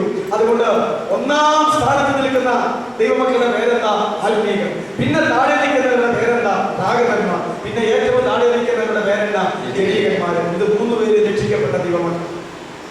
അതാണ് ഈ കുഴപ്പങ്ങൾ മുഴുവൻ ഈ സഭകളിൽ കാണുന്നത്, അല്ലേ? എല്ലാം ദൈവമക്കൾ, എല്ലാവരും സഭയുടെ മെമ്പേഴ്സ്, എല്ലാവരും മാനസാന്തരപ്പെട്ടു, എല്ലാവരും സ്നാനപ്പെട്ടു, എല്ലാവർക്കും ആത്മാവ് കിട്ടി, എല്ലാവരും വേർപെട്ടു, എല്ലാവരും ദൈവമക്കൾ, എല്ലാവരും ഞായറാഴ്ച വരുന്നു, എല്ലാം ഇങ്ങനെ അങ്ങ് പോകുന്നു. ഒന്നിനും ഒരു വ്യത്യാസമില്ല. 10 പേര് കന്യകമാരായിരുന്നു എന്ന് പറഞ്ഞപ്പോൾ മണവറയ്ക്ക് അകത്തും പുറത്തും വന്നപ്പോൾ വിവരമായിരുന്നു എന്ന് പറഞ്ഞ പോലെ ഇതില് ജഡീകന്മാരും പ്രാകൃതന്മാരും ആത്മീകരുമുണ്ട്. ഇതിനായിട്ട് തിരിച്ചത് സകല ജഡീകന്മാരും സകല പ്രാകൃതന്മാരും ആരായി മാറണമെന്നായി പറഞ്ഞതിന്റെ അർത്ഥം ആത്മീകന്മാരായി മാറണം. അതിനു വേണ്ടിയിട്ട ദൈവസഭ എന്ന് പറഞ്ഞിരിക്കുന്നത്. അപ്പൊ ഈ 3 കൂട്ടരും അതിൽ ഭൂരിപക്ഷം ജഡീകരും, പിന്നത്തെ ഭൂരിപക്ഷം പ്രാകൃതരും, പിന്നത്തെ ന്യൂനപക്ഷം ആത്മീകരുമായിട്ട് ഇരുന്നാൽ ആ സഭയുടെ അവസ്ഥ എന്താ? ഒരു കമ്മിറ്റി കൂടിയാ തീരുവോ? ഒരു പൊതുയോഗം കൂടിയാ തീരുവോ? എന്തെങ്കിലും വിഷയം പറഞ്ഞാൽ കേൾക്കുമോ? എത്ര ഗ്രൂപ്പുകളാ, അല്ലേ? അതിന്റെ ലക്ഷണമാണ് കോരിന്ത്യ സഭയുടെ കൃപാവര ശുശ്രൂഷ മാറ്റിവെച്ചാൽ ജീവിതത്തിലൂടെ വെളിപ്പെട്ടത് മുഴുവൻ. ഈ പ്രാകൃത മനുഷ്യരും ജഡീകരും ഭൂരിപക്ഷമുള്ള സഭയുടെ തനി നിറമാണ് ഗലാത്യ സഭയുടെ ജീവിതം. പിന്നെ എങ്ങനെയാ ശരിയാക്കിയത്? ഇവരെല്ലാം ആത്മീയരാക്കിയപ്പോൾ ആത്മീയരാക്കി കഴിഞ്ഞപ്പോൾ അവർക്ക് ജയജീവിതം ഉണ്ടായി. ശരിയല്ലേ? ജയജീവിതം ഉണ്ടായി. അങ്ങനെയാ അവരെ കൊണ്ടുവന്നത്. അത് ഞാൻ നിങ്ങളോട് പറഞ്ഞിട്ടുണ്ട്. അവർ വിചാരിച്ചതുപോലെ ആരാധനയ്ക്ക് വരുമ്പോൾ ആത്മാവ് വന്നു പോവുകയല്ല, ഒച്ചയെടുക്കുമ്പോൾ ആത്മാവ് വന്നു പോവുകയല്ല. ഈ പരിശുദ്ധാത്മാവ് ആദിയെങ്കിൽ ഒരു ദൈവവൈദ്യരുടെ അകത്ത് വന്നാൽ അത് അന്ത്യം വരെയും ഈ ആത്മാവ് അകത്തുണ്ട്. പഴയ നിയമകാലത്ത് വന്നും പോയിക്കൊണ്ടിരുന്നാൽ മതിയായിരുന്നു. ഒരു അഭിഷേകം കൊടുത്താൽ ഒരു പ്രത്യേക കാര്യത്തിന് വേണ്ടിയിട്ട അഭിഷേകം കൊടുക്കുന്നത്. വിദ്യാലയത്തെ തോൽപ്പിക്കാൻ ഗിദെയോന് ഒരു അഭിഷേകം കൊടുത്തു. ഇസ്രായേൽക്കാര് കൂട്ടി ആ അഭിഷേകത്താൽ ആരെ തോൽപ്പിച്ചു? ഗിദെയോൻ ഇസ്രായേൽക്കാരും കൂടെ എത്ര പേരാ? ഗിദെയോനും 300 പേര്, അല്ലേ? 300 പേര് വിദ്യാലയത്തെ തോൽപ്പിച്ചു. അതാ ആ അഭിഷേകത്തിന്റെ പൗര്. പിന്നെ ആ അഭിഷേകം കൊണ്ട് അടുത്ത ശത്രുക്കളെ തോൽപ്പിക്കാൻ പോയാൽ ആ പരിപാടി ഇവിടെ നടക്കത്തില്ല. അതിന് പ്രത്യേക അഭിഷേകം ദൈവം കൊടുക്കണം. അങ്ങനെ ഉള്ളതാണ് പഴയ നിയമത്തിലെ. എന്നാൽ ഈ പഴയ നിയമത്തിലെ അഭിഷേകത്തിന്റെ കാര്യം വേർപാടുകാർക്ക്, പ്രത്യേകിച്ച് ബന്ധുസ്തുകാരായ വേർപാടുകാർക്ക് അറിയുന്നുള്ളൂ. ഒരിക്കൽ പ്രാപിച്ചിരിക്കുന്ന തൃത്വത്തിൽ 3-ാമനായ പരിശുദ്ധാത്മാവെന്ന ആ ദൈവം തമ്പുരാൻ എന്താ പറയുന്നത്? വ്യക്തിപരമായി ഭൂമിയിലേക്ക് ഇറങ്ങി വന്ന് ആവസിച്ചത് 120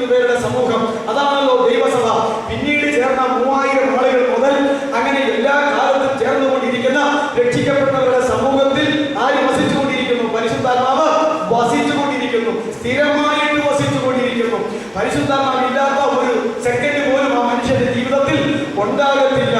ഇപ്രകാരമുള്ള സ്ഥിരമായിട്ടുള്ള ഒരു അധിവാസം പരിശുദ്ധാത്മാവിന് നിങ്ങളിൽ ഉണ്ട് എന്ന് പറഞ്ഞ് പഠിപ്പിച്ച് ബോധ്യപ്പെടുത്തി കൊടുത്തപ്പോൾ പരിശുദ്ധാത്മാവില്ലാത്ത ഒരു നിമിഷം പോലും അവരുടെ ജീവിതത്തിൽ കണ്ടുപിടിക്കാൻ കഴിഞ്ഞില്ല. പരിശുദ്ധാത്മാവില്ലാത്ത ഒരു നിമിഷം ഇല്ലെങ്കിൽ രാത്രിയിലും പകലും ഒരുപോലെ ജീവിക്കട്ടെ, എല്ലാ ദിവസവും ഒരുപോലെ ജീവിക്കട്ടെ, എല്ലാ മണ്ഡലത്തിലും ഒരുപോലെ ജീവിക്കട്ടെ, രഹസ്യമത്സ്യ ജീവിതത്തിൽ ഒരുപോലെ ജീവിക്കട്ടെ. വേദനിക്കുന്ന പരിശുദ്ധാത്മാവ്, കെടുക്കപ്പെടുന്ന പരിശുദ്ധാത്മാവ്, ദുഃഖിക്കുന്ന പരിശുദ്ധാത്മാവ്, അതെ, ഇതെല്ലാം അകത്തിരുന്നു കൊണ്ട് ഈ പീഡനങ്ങൾ സഹിച്ചുകൊണ്ടിരിക്കുകയല്ലേ ചെയ്യുന്നത്. അത് ആത്മാവിനെ ദുഃഖിപ്പിക്കാതെ, ആത്മാവിനെ വേദനിപ്പിക്കാതെ, ആത്മാവിനെ കെടുക്കാതെ, ഈ ആത്മാവിനെ ദുഷിക്കാതെ നിരന്തരമായി വസിച്ചുകൊണ്ടിരിക്കുന്ന ആത്മാവാം ദൈവത്തിന്റെ സാന്നിധ്യബോധം കൊണ്ട്, അവന്റെ കർത്തൃത്വ ബോധം കൊണ്ട് അതിനടിപ്പെട്ടവരായി ആ ബോധത്തിൽ ജീവിക്കണമെന്ന് പറഞ്ഞ് പഠിപ്പിച്ച് അതേ കൃപയിലേക്ക് പെരുക്കി കൊണ്ടുവന്നു കഴിഞ്ഞപ്പോൾ ഈ ജനീകന്മാരും ഭാഗവന്മാരും എല്ലാം കോരിന്ത്യ സഭയിൽ ആരായി മാറി? ആത്മീയരായിട്ട് മാറി. എന്നാൽ ഇന്നും ഈ മാറാതിരിക്കുന്നെങ്കിൽ കാരണവും വിഷയവും ഒക്കെ അത് തന്നെയാണ്. ഒരു ആരാധനയിൽ, ഒരു ഞായറാഴ്ചത്തെ ആരാധനയിൽ നമ്മുടെ പൗരങ്ങൾ ആരാധന കഴിഞ്ഞ് വീട്ടിൽ ചെല്ലുന്നതിന് മുമ്പ് ആ പൗരൻ ഏത് വഴിക്ക് പോയി അവിടെ ശത്രു 7 വഴിക്കൂടെ വരും, അല്ല 1 വഴിക്കൂടെ വരും, 7 വഴിക്കൂടെ പോകും എന്നാണ് പറയുന്ന പോലെ ഒരു വഴിക്കൂടെ വന്ന ശക്തിയെല്ലാം 7 വഴിക്കൂടെ പോയിട്ടാണ് നമ്മൾ മടങ്ങി പോകുന്നത്. കാരണം ഈ ആത്മാവ് സ്ഥിരമായിട്ട് അകത്തിരിക്കാനുള്ള ബോധമില്ല. എന്നാൽ പരിശുദ്ധാത്മാവിന്റെ സമയാസമയങ്ങളിൽ ശക്തിയുണ്ട്. എന്നാൽ ഈ വ്യക്തി എപ്പോഴും അകത്ത് തന്നെ ഇരിക്കുകയാണ് ചെയ്യുന്നത്. കർത്താവ് ഇപ്പൊ എവിടെയാണ് ഇരിക്കുന്നത്? പിതാവായ ദൈവത്തിന്റെ വലത്തുഭാഗത്ത്. താൻ 33 വർഷം ലോകത്തിലായിരുന്ന പോലെ, അല്ലെങ്കിൽ 3.5 കൊല്ലം തന്റെ ശിഷ്യന്മാരുടെ കൂടെ ഇരുന്ന പോലെ ഇരിക്കാനായിട്ട് ആരെ ഏൽപ്പിച്ചാ പോയിരിക്കുന്നത്? പരിശുദ്ധാത്മാവിനെ ഏൽപ്പിച്ചാ പോയിരിക്കുന്നത്. പിതാവുള്ളടുത്ത് പുത്രനുമുണ്ട്, പുത്രനും പിതാവുള്ളടുത്ത് പരിശുദ്ധാത്മാവുമുണ്ട്, പരിശുദ്ധാത്മാവുള്ളടുത്ത് പിതാവും പുത്രനും ഉണ്ട് എന്നുള്ളതായ തൃത്വവിശ്വാസമല്ല ഞാൻ പറഞ്ഞത്. അതൊരു പ്രത്യേകമായ വിഷയമാണ്. എന്നാൽ നിത്യമായി നമ്മളെ അകത്തിരിക്കുന്നത് പരിശുദ്ധാത്മാവാണ്. നിത്യമായി നമ്മൾ അകത്തിരുന്നാൽ നമ്മുടെ പ്രധാനമന്ത്രി ഇവിടെ വരുമ്പോൾ നമ്മൾ സ്വീകരിക്കാൻ ഒരു ദിവസത്തിന്റെ മണിക്കൂറുകൾ അദ്ദേഹത്തോടൊപ്പം ആയിരിക്കുമ്പോൾ നമ്മൾ എപ്രകാരമായിരിക്കുന്ന ഒരു പ്രത്യേക ബോധത്തിലായിരിക്കുന്നു. പ്രധാനമന്ത്രി നിത്യമായിട്ട് നമ്മുടെ വീട്ടിൽ താമസിച്ചുകൊണ്ടിരിക്കുകയാണെങ്കിലോ ആ ബോധം നിത്യമായിട്ട് നമുക്ക് ഉണ്ടാകും എന്ന് പറഞ്ഞ പോലെയാണ്. പ്രധാനമന്ത്രി പരിശുദ്ധാത്മാവിനെ ഞാൻ ഒരുപോലെ അല്ല, ലോകത്തിൽ എങ്ങനെയെങ്കിലും ഒരു ഉദാഹരണം പറയണ്ടേ.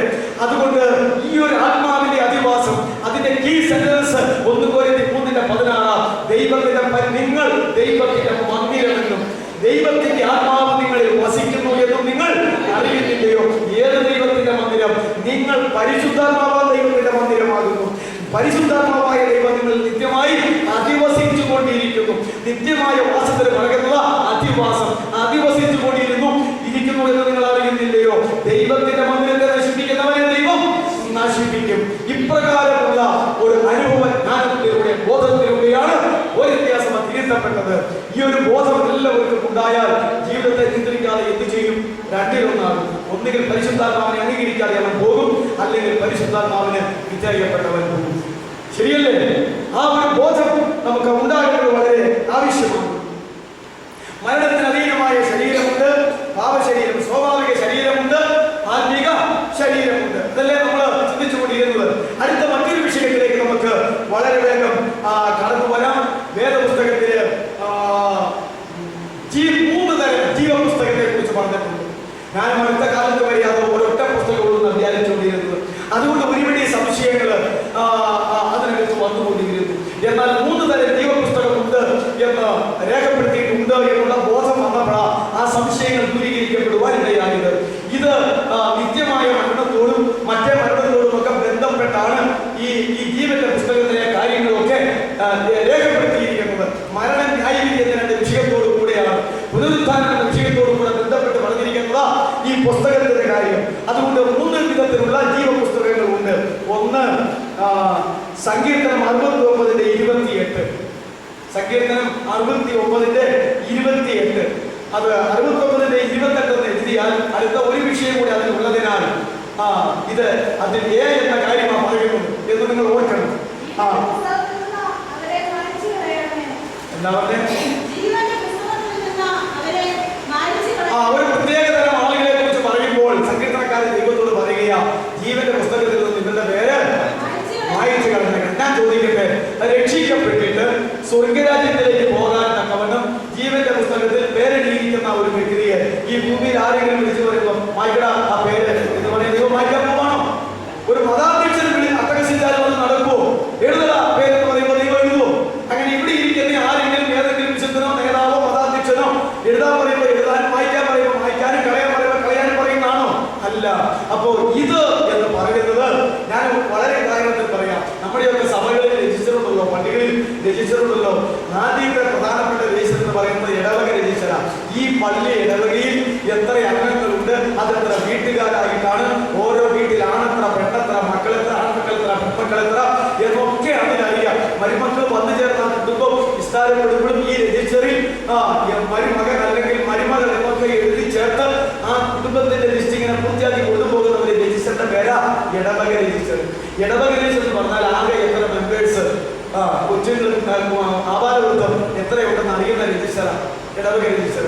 അതിൽ നിന്ന് ഒരാളെ മാറ്റുമ്പോൾ എന്ത് ചെയ്തു, നീക്കം ചെയ്തു. ഇനി ആൾക്ക് ഇവിടെ എന്തെങ്കിലും സ്ഥാനമുണ്ടോ എന്ന് പറയുന്ന പോലെ ഈ ലോകത്തിൽ മനുഷ്യനാണോ, ജീവനുള്ള മനുഷ്യരുടെ പേരുകൾ എഴുതുന്ന ഒരു പുസ്തകത്തിന്റെ പേരാ ജീവന്റെ പുസ്തകം. അത് എന്താ പറയുക? ജനനമരണ അല്ല, ജനനമരണ രജിസ്റ്റർ അല്ലല്ലോ, ജീവിക്കുന്ന ആളുകളുടെ പേര് വിവരം, അതാ ജീവന്റെ പുസ്തകം. ജീവനുള്ളവരുടെ എല്ലാം പേരെഴുതി വെച്ചിരിക്കുന്ന പുസ്തകം. ജനിച്ചിട്ട് ജനിക്കുമ്പോൾ ജീവൻ ഉണ്ടായിട്ട് ആ ജനിക്കുന്ന ആളുകളുടെ പേര്. അപ്പൊ മരിക്കുമ്പോൾ എന്ത് ചെയ്യും? അത് വെട്ടും.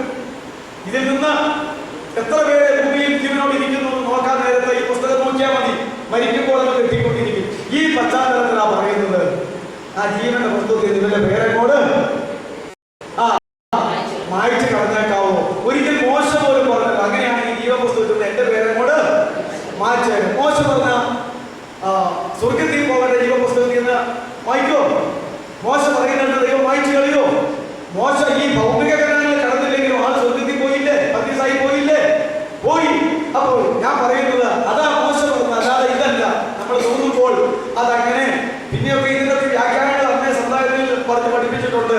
പാപം ചെയ്ത് കഴിയുമ്പോൾ ഓട്ടോമാറ്റിക് ആയിട്ട് നിങ്ങൾ മാറ്റി പോകണം. ജനിച്ച് മാമോദിസ മുങ്ങി കഴിയുമ്പോൾ കൊച്ചിന്റെ പേര് ജീവപുസ്തകത്തിൽ സ്വർഗത്തിൽ ദൈവം എഴുതും. പിന്നെ അവരിവിടെ പാപം ചെയ്ത് കഴിയുമ്പോൾ ഈ പേര് ഓട്ടോമാറ്റിക് ആയിട്ട് അങ്ങ് മാറ്റി പോകും. അങ്ങനെ അതാണെന്നൊക്കെ പറഞ്ഞ് പഠിപ്പിച്ചെങ്കിലും കാര്യം അങ്ങനെയൊന്നുമല്ല. ഇങ്ങനെ ജീവൻ ഉള്ളവരുടെ മാത്രം പേരെഴുതിക്കൊണ്ടിരിക്കുന്ന ഒരു സ്വർഗീയ രജിസ്റ്റർ ദൈവത്തിന്റെ പക്കലുണ്ട്. ആദാമിന്റെ കാലം മുതൽ അതെ ഈ അന്തിമ ന്യായവിധി വരെയും നടത്തി ഈ ആകാശഭൂമി വരുന്നത് വരെയും ഈ ലോകത്തിൽ ജീവനോടെ ജനിച്ച സകല മനുഷ്യരുടെയും പേരടങ്ങുന്ന ജീവന്റെ രജിസ്റ്റർ, ജീവനുള്ളവരുടെ രജിസ്റ്റർ. ആദ്യത്തെ പേരാ സങ്കീർത്തനം 69:28 വാക്യത്തിൽ ആദ്യം പകുതി പറഞ്ഞ ഈ വാക്യം ജീവനുള്ളവരുടെ പുസ്തകത്തിൽ നിന്ന് ഇവരെ അങ്ങോട്ട് ഒന്നാമത് രണ്ടാമത് ചെയ്ത് കഴിഞ്ഞാൽ ഒന്നേക്കെന്ന് പ്രാർത്ഥിക്കുവാണല്ലോ. പഴയ നിയമത്തിലെ ആ സങ്കീർത്തനത്തിലെല്ലാം പറയുന്നില്ലേ, കർത്താവ് ഈ ശത്രുവിനെ തട്ടിയത്, അവരെയൊക്കെ കൊന്നേര്, അവരെയൊക്കെ മുടിച്ചേര് എന്ന് പറയുന്നത് പോലെ ഇവനെ ഇതിൽ നിന്നാണ് മാതാവ് ചോദിച്ചാൽ ഇവനെയൊക്കെ കൊന്നേക്കാവുന്ന ആ പറയേണ്ടതിന്റെ അർത്ഥം. പേര് വെട്ടിയേക്കാവുന്ന ജീവനുള്ളവർ അതിൽ നിന്ന് പേര് വെട്ടിയേക്കാം. നമ്മൾ പറയുന്നില്ല ആരെങ്കിലും മരിച്ചു കഴിയുമ്പോൾ പേര് വെട്ടിയിടാവേ അപ്പുറത്ത് പോയി എന്നൊക്കെ നമ്മൾ ഈ പറയുന്ന പോലെ തന്നെ ഇതാണ് ഒരു ജീവന്റെ പുസ്തകം. ഇതിലെ എല്ലാവരുടെയും പേരുകളുണ്ട്. മരിക്കുമ്പോൾ അത് മാറ്റപ്പെട്ടു പോകുന്നു. ഈ രജിസ്റ്ററിന്റെ പേര് ശരീര സംബന്ധമായ, മനുഷ്യന്റെ ശരീര സംബന്ധമായ, ദേഹ സംബന്ധമായ രജിസ്റ്റർ. ഒരു മനുഷ്യന് എത്ര ഘടകമുണ്ട്? ദേഹം, ദേഹി, ആത്മാവ്. ദേഹമുള്ള ഒരു വ്യക്തിയാണല്ലോ ഒരു വ്യക്തിയായിട്ട് വ്യക്തിത്വമായിട്ട് ലോകം അംഗീകരിക്കത്തുള്ളൂ, അല്ലേ? അല്ലാതെ മാലാഖമാർക്ക് ആത്മജീവികൾ അവരെ ആരെങ്കിലും എവിടെയെങ്കിലും കണ്ടെന്ന് പറഞ്ഞാൽ അതിന്റെ എണ്ണത്തിൽ പെടുവോ? ഇല്ല. ദേഹ സംബന്ധമായ രജിസ്റ്ററാണ്. അടുത്തത് രണ്ടാമത് ഇത് തന്നെ സങ്കീർത്തനം 69:28 അതിന്റെ നീത്തവാക്യം പാചകം വായിച്ച് ആ പേര് അങ്ങോട്ട് കളയാൻ പറഞ്ഞവര് അവരുടെ കാര്യം പറയാൻ നീതിമാന്മാരുടെ കൂടെ ഇവരുടെ പേര് ഇനി എഴുതിയേക്കരുതല്ലോ, അതവിടെ പറയുന്നത്. അപ്പൊ നീതിമാന്മാരുടെ മാത്രം പേരെഴുതുന്ന ഒരു രജിസ്റ്റർ ഉണ്ട്. നീതിമാന്മാരുടെ മാത്രം പേരെഴുതുന്ന ഒരു വാചകത്തിന്റെ പകുതി ഭാഗവും അടുത്ത പകുതി ഭാഗവും രണ്ട് വിഷയങ്ങൾ ഒരുമിച്ച് പറഞ്ഞിരിക്കുന്നത് കൊണ്ട് രണ്ടിനും ഒരു വാക്യമാണെന്ന് പറയുന്നത് നീതിമാന്മാരുടെ ജീവപുസ്തകം. എന്നാൽ ഈ ജീവപുസ്തകത്തെ കുറിച്ച് ഒരുപിടി വാക്യമുണ്ട്. പഴയ നിയമത്തിൽ പുതിയ നിയമത്തിൽ വേറെ പല വാക്യമുണ്ട്. ഇത് ആത്മരക്ഷ പ്രാപിക്കുന്നവരുടെ ആ പേര്, അതാണ് നമ്മൾ പറയുന്ന ജീവന്റെ പുസ്തകം. നമ്മളിപ്പോൾ അറിഞ്ഞുകൊണ്ടിരിക്കുന്ന ജീവന്റെ പുസ്തകം. അങ്ങനെ ഒറ്റ പുസ്തകം അതിന്റെ മറ്റൊരു വാക്യം ഫിലിപ്പിയർ 4:3. ആത്മരക്ഷ പ്രാപിക്കുന്നവരുടെ, വിശുദ്ധന്മാരുടെ, നീതീകരിക്കപ്പെട്ടവരുടെ, രക്ഷിക്കപ്പെട്ടവരുടെ ഒക്കെ പറയുന്ന ജീവൻ ആ പേരെഴുതുന്ന ജീവപുസ്തകം. ഫിലിപ്പിയർ 4:3 വായിച്ചേ.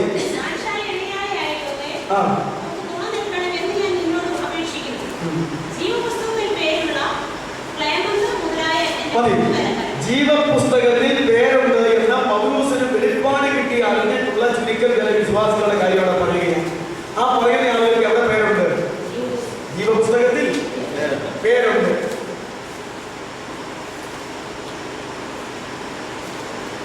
ജീവപുസ്തകത്തിൽ പേരുള്ള അത് വിശ്വാസികളുടെ സമൂഹത്തിൽപ്പെട്ട ആളുകളുടെ കാര്യമാണ് പറയുന്നത്. ഈ നീതിമാന്മാരുടെ പട്ടികയിൽ അവരുടെ പേരുണ്ട്. ജീവപുസ്തകത്തിൽ പേരുള്ള ഇന്ന ഇന്ന ആളുകൾ എന്ന് പറയുന്ന ആ ജീവപുസ്തകം. അടുത്ത വാക്യം വെളിപ്പാട് 13:8. വെളിപ്പാട് 13:8. ഈ പുസ്തകത്തെ കുറിച്ച് ഒരുപിടി വാക്യങ്ങൾ ബൈബിളിനകത്തുള്ളത്.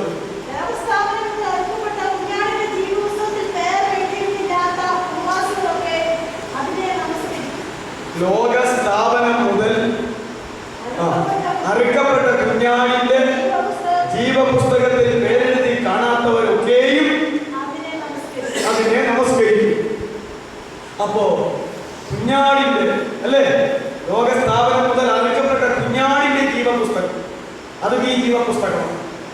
അറുക്കപ്പെട്ട ലോക സ്ഥാപനം മുതൽ അറുക്കപ്പെട്ട കുഞ്ഞാടിന്റെ ജീവപുസ്തകത്തിൽ പേരെഴുതി കാണാത്ത വ്യക്തികളൊക്കെ ഈ പ്രതിമ, ഈ വിഗ്രഹത്തെ ആരാധിക്കുമെന്നാണ് പറഞ്ഞിരിക്കുന്നത്. വെളിപ്പാട് 13:8 ആയതുകൊണ്ട് അന്തിക്രിസ്തുവിന്റെ ഭരണത്തിന്റെ കാര്യമാണ് വെളിപ്പാട് 13-ാം അധ്യായത്തിൽ പറയുന്നത്. അവന്റെ തന്നെ പ്രതിമകൾ, വിഗ്രഹങ്ങൾ, ദേവാലയങ്ങൾ ഉണ്ടാക്കുവാൻ അവൻ കൽപ്പിക്കും.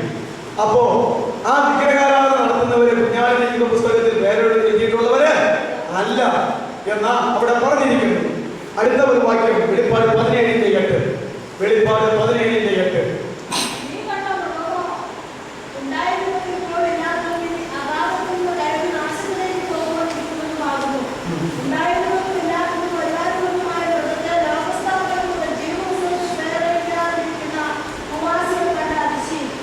ജീവന്റെ ഈ പുസ്തകത്തിൽ പേരെഴുതപ്പെടാത്ത ഭൂവാസികളെല്ലാം ആന്റിക്രൈസ്റ്റ് അല്ലെങ്കിൽ എതിർ ക്രിസ്തു എന്ന് പറയുന്ന അന്ത്യകാല ലോക രാഷ്ട്ര നേതാവായിരിക്കുന്നവനെ കണ്ടവന്റെ ഭരണത്തെ കണ്ട് അതിശയിച്ചുകൊണ്ടിരിക്കും.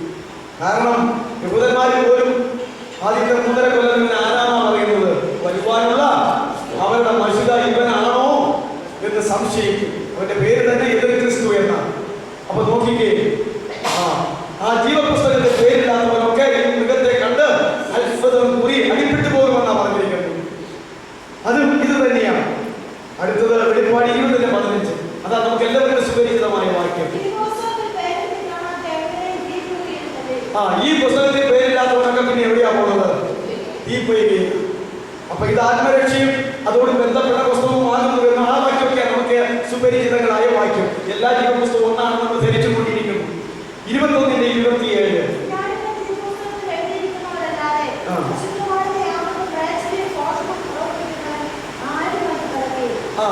പുതുവാന ഭൂമിയിൽ കടക്കണമെങ്കിൽ ഈ കുഞ്ഞാടിന്റെ ജീവപുസ്തകത്തിൽ പേരുള്ളവനല്ലാതെ മറ്റൊരുത്തനും അവിടെ കടക്കുകയില്ല. എത്രയോ വാക്യങ്ങൾ.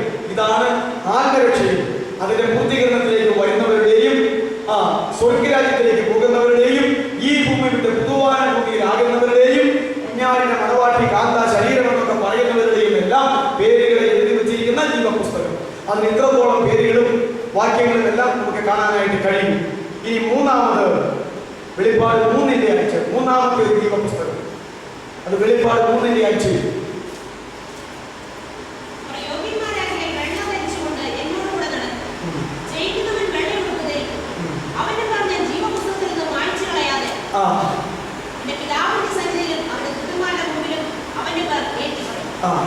ഈ ജീവന്റെ പുസ്തകത്തിൽ നിന്ന് ഇവന്റെ പേര് മായ്ച്ചു കളയാതെ ഇവനെ ഞാൻ ഏറ്റുപറയുമെന്ന് പറഞ്ഞപ്പോൾ ഇതേത് ജീവന്റെ പുസ്തകമാണ്?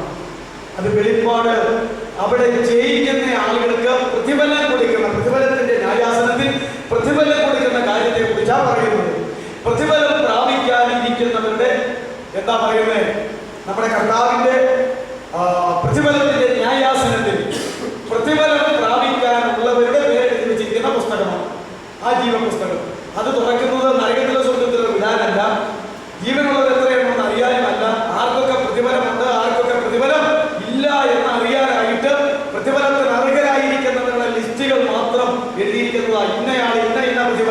എന്ന് എഴുതിയിരിക്കുന്ന ഒരു പുസ്തകം. അതാണ് വെളിപ്പാട് 3:5. ആ പുസ്തകത്തിന്റെ പേര് പ്രതിഫലം സംബന്ധിച്ച് എഴുതപ്പെട്ടിരിക്കുന്ന ജീവന്റെ പുസ്തകമാണ്. ജീവന്റെ പുസ്തകമാണ്. അപ്പോ യഥാർത്ഥത്തിൽ ഈ പുസ്തകം മനുഷ്യന്റെ ആളത്വപരമായ, ദേഹീപരമായ, ആ സ്വാഭാവിക മനുഷ്യൻ, നാച്ചുറൽ മാൻ എന്നൊക്കെ പറയുന്ന ആ വ്യക്തിത്വത്തോട് ബന്ധപ്പെട്ടതാണ് ഇത്. കാരണം ബുദ്ധി, വികാരം, ഇച്ഛാശക്തി എന്നിവയില്ലാതെ പ്രവർത്തിച്ച് എന്തെങ്കിലും കാര്യം നേടാനായിട്ട് കഴിയുമോ? കഴിയത്തില്ല. അപ്പോ നീതിമാന്മാരുടെ ജീവപുസ്തകം ആത്മാവിനോട് ബന്ധപ്പെട്ട് കിടക്കുന്നതാണ്. മറ്റേ ജീവനുള്ളവരുടെ പേരുള്ള ജീവപുസ്തകം ശരീരത്തോട് ബന്ധപ്പെട്ട് കിടക്കുന്നതാണ്. ദേഹം, ദേഹി, ആത്മാവിനോട് ബന്ധപ്പെട്ട് ഇങ്ങനെ 3 തരം ജീവപുസ്തകം ഉണ്ട്. എന്നാൽ ഇതിൽ പ്രധാനപ്പെട്ടത് ഏതാണ്? നീതിമാന്മാരുടെ പേരെഴുതിയിരിക്കുന്ന, സ്വർഗത്തിലേക്കും സ്വർഗരാജ്യത്തിലേക്കും പോകുന്ന അവരുടെ പേരെഴുതിയിരിക്കുന്ന പുസ്തകമാണ്. അപ്പോൾ മറ്റതില്ലാതെ പറ്റത്തില്ല. ഈ ലോകത്തിൽ ഇരിക്കുന്ന മനുഷ്യൻ ആരോ അവരുടെ എല്ലാം പേരുണ്ട്. അതാ ജീവന്റെ പുസ്തകത്തിൽ. പ്രതിഫലം എന്ന് പറയുന്നത് ആർക്കാ? ക്രിസ്തുവിൽ മരിച്ചവരും ക്രിസ്തുവിൽ ജീവിക്കുന്നവരുമായി അങ്ങോട്ട് എഴുന്നേറ്റ് ചെന്നിട്ട് പ്രതിഫലത്തിന് ന്യായാസനത്തിൽ നിൽക്കുമ്പോൾ അവിടെ വെന്തുപോകും, ന്യായവിധിയുണ്ട്. വെന്തുപോയവൻ ഛേദം വരും, എങ്കിലും താൻ രക്ഷിക്കപ്പെടും. തീയിൽ കൂടി എന്ന പോലെ എത്ര വെന്തു പോകാത്തവന് പ്രതിഫലം കിട്ടും എന്നൊക്കെ അവിടെ പറയുന്നുണ്ട്. ഒരുപാട് 2-3 അധ്യായത്തിൽ 7 സഭകളുടെ ദൂതുകളിൽ എല്ലാം ജയിക്കുന്നവന് ഇഷ്ടംപോലെ പ്രതിഫലവുമുണ്ട്. പ്രവർത്തിച്ചവന് പ്രതിഫലം, അവസാനം ജയാളികൾക്കും പ്രതിഫലം. ഇങ്ങനെയാണ് ആ പ്രതിഫലം വെച്ചിരിക്കുന്നത്. അതിനൊരു ജീവന്റെ പുസ്തകമുണ്ട്. ഇങ്ങനെ 3 തരം ജീവന്റെ പുസ്തകമുണ്ട് എന്ന് നമ്മൾ മനസ്സിലാക്കണം വചനത്തിന്റെ വ്യവസ്ഥയിൽ. അതുകൊണ്ട് ഇനി പറഞ്ഞിരിക്കുന്ന വിഷയങ്ങളിൽ ഏത് വിഷയത്തോട് ബന്ധപ്പെട്ടതിനെ ഗ്രഹിക്കാനായിട്ട് വളരെ സാധ്യതയുണ്ട്. അതുകൊണ്ട് ആ 3 തരം ജീവന്റെ പുസ്തകമുണ്ട് എന്ന് നമ്മൾ മനസ്സിലാക്കുക. നമ്മുടെ ക്ലാസ്സുകൾ അവസാനിക്കാനായിട്ട് പോവുകയാണ്. എന്നാൽ ഇപ്രകാരം മനുഷ്യരുടെ ഈ ലോക ജീവിതം, അവസാനത്തിൽ സംഭവിക്കുന്ന മരണം, പിന്നീടുള്ള മരണാനന്തര അനുഭവങ്ങൾ, പുനരുദ്ധാനങ്ങൾ, പ്രതിഫലങ്ങളെല്ലാം നമ്മളിങ്ങനെ ചിന്തിച്ചു. എന്നാൽ മറ്റ് പ്രധാനപ്പെട്ട ഒരു കാര്യം പറഞ്ഞ് നമുക്ക് ഈ ക്ലാസ് അവസാനിപ്പിക്കാം. യെശയ്യ 53:12 വാക്യം നമ്മൾ വായിച്ചാൽ, യെശയ്യ പറഞ്ഞിരിക്കുന്നു, അത് അപ്രകാരം തന്നെ കാൽവരി ക്രൂശിൽ തന്റെ പ്രാണനെ മരണത്തിനായി അവൻ ഒഴുക്കി കളഞ്ഞു. നമ്മുടെ കർത്താവ് അപ്രകാരമാണ് നമുക്ക് വേണ്ടി മരിച്ചത്. എന്നാൽ കർത്താവ് നമുക്ക് വേണ്ടി മരിച്ചതുപോലെ തന്നെ കർത്താവിന്റെ ശിഷ്യന്മാരായിരിക്കുന്ന, കർത്താവിലായിരിക്കുന്ന എല്ലാവരും നമ്മുടെ ഈ ദേഹിക ജീവൻ, എന്താ പറയുന്നത്, ആ സ്വാഭാവിക മനുഷ്യന്റെ പ്രാണനെ മരണത്തിനായിട്ട് ഒഴുക്കിക്കളയണമെന്ന് നമ്മുടെ കർത്താവ് പഠിപ്പിക്കുന്നുണ്ട്. മറ്റേ മരണം ദൈവത്തിന്റെ സമയത്ത് നടക്കട്ടെ, നമ്മുടെ ശാരീരിക മരണം ദൈവത്തിന്റെ സമയത്ത് നടക്കട്ടെ. നിത്യമരണത്തിൽ നിന്ന് ആത്മരക്ഷയുടെ പൂർത്തീകരണത്താൽ നമുക്ക് വിടുതൽ പ്രാപിക്കാം. നീതിമാന്മാരുടെ ജീവന്റെ പുസ്തകത്തിൽ പേര് കണ്ടവരായി സ്വർഗീയ പ്രതിഫലങ്ങൾ നമുക്ക് പ്രാപിക്കാം. എന്നാൽ കർത്താവ് വരുന്നവരെയും നാം ആയിരിക്കുന്നവരെയും ഈ നിത്യമായ പ്രതിഫലം വേണ്ടുവണ്ണം പ്രാപിക്കണമെങ്കിൽ നമ്മുടെ കർത്താവ് തന്റെ പ്രാണനെ മരണത്തിനായി ഒഴുക്കിക്കളഞ്ഞതുപോലെ നാമും നമ്മുടെ പ്രാണനെ മരണത്തിനായി ഒഴുക്കിക്കളയണമെന്നുള്ളതായിരിക്കുന്ന ഒരാശയത്തിലേക്കാണ് ഈ വാക്യമെടുത്ത് നിങ്ങളെ ഞാൻ കൊണ്ടുവരുന്നത്. സമയപരിധിയാൽ അടുത്ത വാക്യത്തിലേക്ക് നമുക്ക് കിടക്കാം. അപ്പോസ്തല പ്രവൃത്തി 20:24 അത് വായിക്കുമ്പോഴാണ് കർത്താവ് ചെയ്തത് എന്താണ്, പൗലോസ് ചെയ്തത് എന്താണ് നമുക്ക് മനസ്സിലാക്കാനായിട്ട് കഴിയുന്നത്. എങ്കിലും ഞാൻ എന്റെ പ്രാണനെ വിലയേറിയതായി എണ്ണുന്നില്ല. ചെറുപ്പത്തിൽ ഇപ്രകാരം എന്നെ പഠിപ്പിച്ചത് ഞാൻ ഓർക്കുന്നു. കർത്താവ് ലോകത്തിന്റെ പാപത്തിന് വേണ്ടി എല്ലാവർക്കും വേണ്ടി മരിച്ചു. വലതു ഭാഗത്തെ കള്ളൻ അവന്റെ പാപത്തിന് വേണ്ടി മരിച്ചു. ഇടതു ഭാഗത്തെ കള്ളൻ അവന്റെ പാപത്തിൽ മരിച്ചു. വലത്തോ ഇടത്തോ എന്നുള്ള തർക്കമൊന്നുമല്ല. ഈ 3 പേരും മരിച്ചതിന്റെ ഒരു പ്രത്യേകത, യേശു എല്ലാവർക്കും വേണ്ടി മരിച്ചു. ഒരു കള്ളൻ അവന്റെ പാപത്തിന് വേണ്ടി മരിച്ചു, മറ്റേ കള്ളൻ അവന്റെ പാപത്തിനും മരിച്ചു. എന്ന് പറഞ്ഞ പോലെ അത് വേദപണ്ഡിതന്മാർ പറഞ്ഞ ഒരു വചനമാണ്. അപ്പോ കർത്താവ് തന്റെ പ്രാണനെ അതെല്ലാവർക്കും വേണ്ടിയിട്ടുള്ള മരണത്തിന് വേണ്ടിയിട്ടാണെങ്കിലും തന്റെ പ്രാണനെ മരണത്തിനായിട്ട് ഒഴുക്കി കളഞ്ഞു. അതുപോലെ പൗലോസ് അപ്പോസ്തലനും യേശുവിന്റെ മാതൃക പിൻപറ്റിക്കൊണ്ട് ജീവിക്കുന്ന പൗലോസ് അപ്പോസ്തലനും ഏറ്റവും ശ്രേഷ്ഠമായ പുനരുത്ഥാനം പ്രാപിക്കണമെന്ന് എബ്രായ ലേഖനത്തിലും ഫിലിപ്പിയ ലേഖനത്തിലും വിളിച്ചു പറഞ്ഞ പൗലോസ് അപ്പോസ്തലൻ ഈ ലോകത്തിൽ ലാഭമായതൊക്കെ നഷ്ടമെന്ന എല്ലാം എണ്ണിക്കൊണ്ട് ജീവിക്കുന്ന ഈ പൗലോസ് പറയുകയാൽ ഞാൻ എന്റെ പ്രാണനെ വിലയേറിയതായിട്ട് എണ്ണുന്നില്ല. എന്റെ പ്രാണൻ ഏതൊരു നിമിഷത്തിലും കർത്താവിന് വേണ്ടി ഒടുക്കി കളയുവാൻ ഞാൻ മനസ്സിലേക്ക് വെച്ച് അതെവിടെ വെച്ച് സംഭവിക്കുമെന്ന് നോക്കി പാർത്തുകൊണ്ട് നടക്കുകയാണ് എന്നാ പറഞ്ഞത്. ഒരു ദൈവത്തിന്റെ യഥാർത്ഥ പൈതലും ശാരീരികമായ മരണം അതെപ്പോൾ വേണമെങ്കിലും സംഭവിക്കട്ടെ, പ്രത്യാശയുള്ള മരണത്തിനായിട്ട് ഒരുങ്ങുക. എന്നാൽ നമ്മുടെ ദൈവിക ജീവനെ നാം മരണത്തിനായിട്ട് ഒഴുക്കി കളയേണ്ടതാണ്. നമ്മുടെ ജീവനേക്കാൾ അധികമായി നാം ദൈവത്തെ സ്നേഹിക്കേണ്ടതാണ്. ദൈവത്തിന് വേണ്ടി നമ്മുടെ ജീവനെ ഒഴുക്കി കളയേണ്ടതാണ്. കർത്താവ് നമുക്ക് വേണ്ടി തന്റെ മരണത്തെ ഒഴുക്കി തന്റെ ജീവനെ മരണത്തിനായി ഒഴുക്കി കളഞ്ഞതുപോലെ പൗലോസ് പറയുകയാൽ എന്റെ പ്രാണനെയും ഞാൻ വിലയേറിയതായിട്ട് എണ്ണുന്നില്ല. അതെപ്പോ വേണമെങ്കിലും എന്റെ യേശുവിന് വേണ്ടി ഞാൻ വെച്ചു കൊടുക്കും എന്ന് പറയുന്ന പോലെ ഓരോ ദൈവത്തിന്റെ പൈതലും തന്റെ ജീവനെ യേശുവിന് വേണ്ടി വച്ചു കൊടുത്ത് മരണത്തിനായി ഇതിനെ ഒഴുക്കി കളയേണ്ടതാകുന്നു എന്ന് അപ്പോസ്തലനായിരുന്ന പൗലോസും പഠിപ്പിച്ചുകൊണ്ടിരിക്കുന്നു. നമ്മുടെ കർത്താവ് ഈ ലോകത്തിലായിരുന്ന 3.5 വർഷക്കാലം തന്റെ വചനം പഠിപ്പീരിലൂടെ തന്റെ പ്രസംഗങ്ങളിലൂടെ ദൈവരാജ്യത്തിന്റെ മർമ്മങ്ങളെ പഠിപ്പിച്ചതിലൂടെ 7 പ്രാവശ്യം ഈ ആശയം നമ്മുടെ കർത്താവ് തന്റെ ശിഷ്യന്മാരെ വിളിച്ചു പറഞ്ഞ് പഠിപ്പിച്ചിട്ടുണ്ട്. ഒന്ന് മത്തായി 10:39. വേഗം എടുക്കാൻ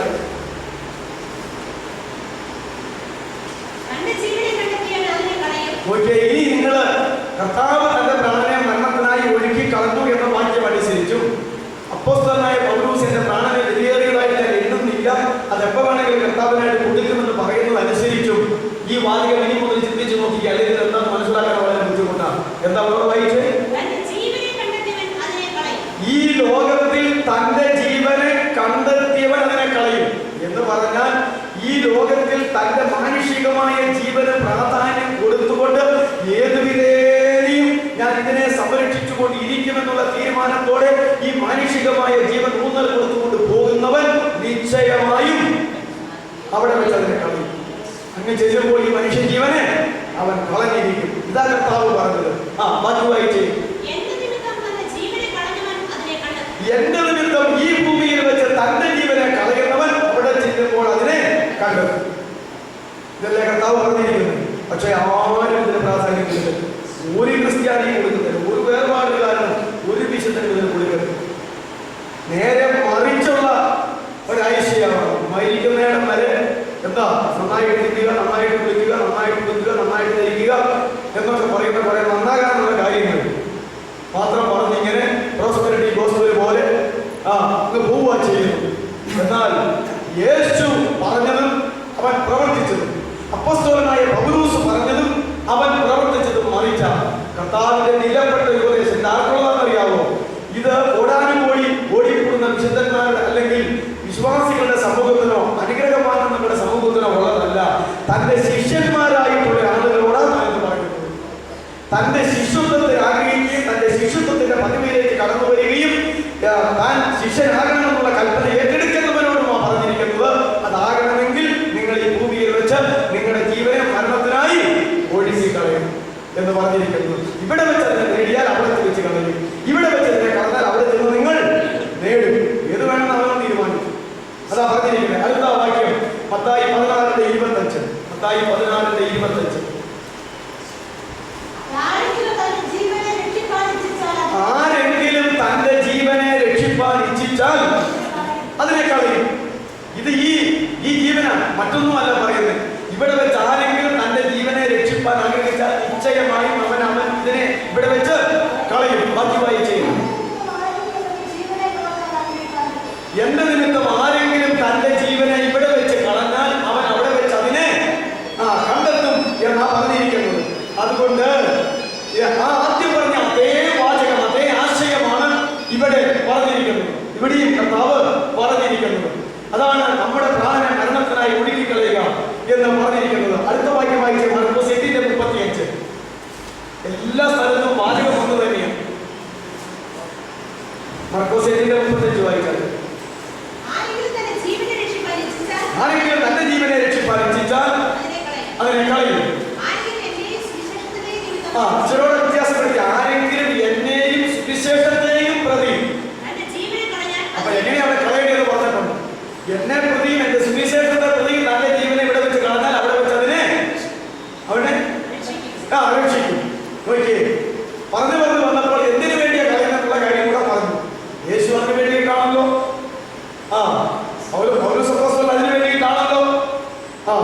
വീണ്ടും ലൂക്കോസ് 9:24. ലൂക്കോസ് 9:24. ലൂക്കോസ് 9:24.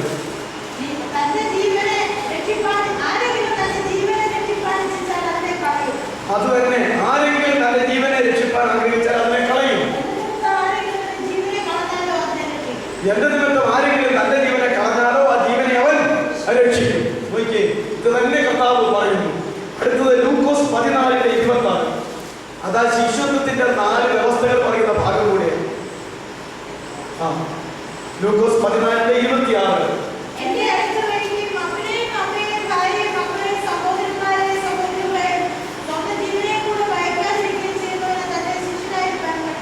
കർത്താവ് തുറന്നു പറഞ്ഞു, എന്റെ അടുക്കൽ വരികയും അപ്പനെയും അമ്മയെയും ഭാര്യയെയും മക്കളെയും സഹോദരന്മാരെയും സഹോദരിമാരെയും സ്വന്തം ജീവനെയും കൂടെ പകയ്ക്കാതിരിക്കുകയും ചെയ്യുന്നവൻ എന്റെ ശിഷ്യനായിരിക്കാൻ കഴിയുകയില്ല.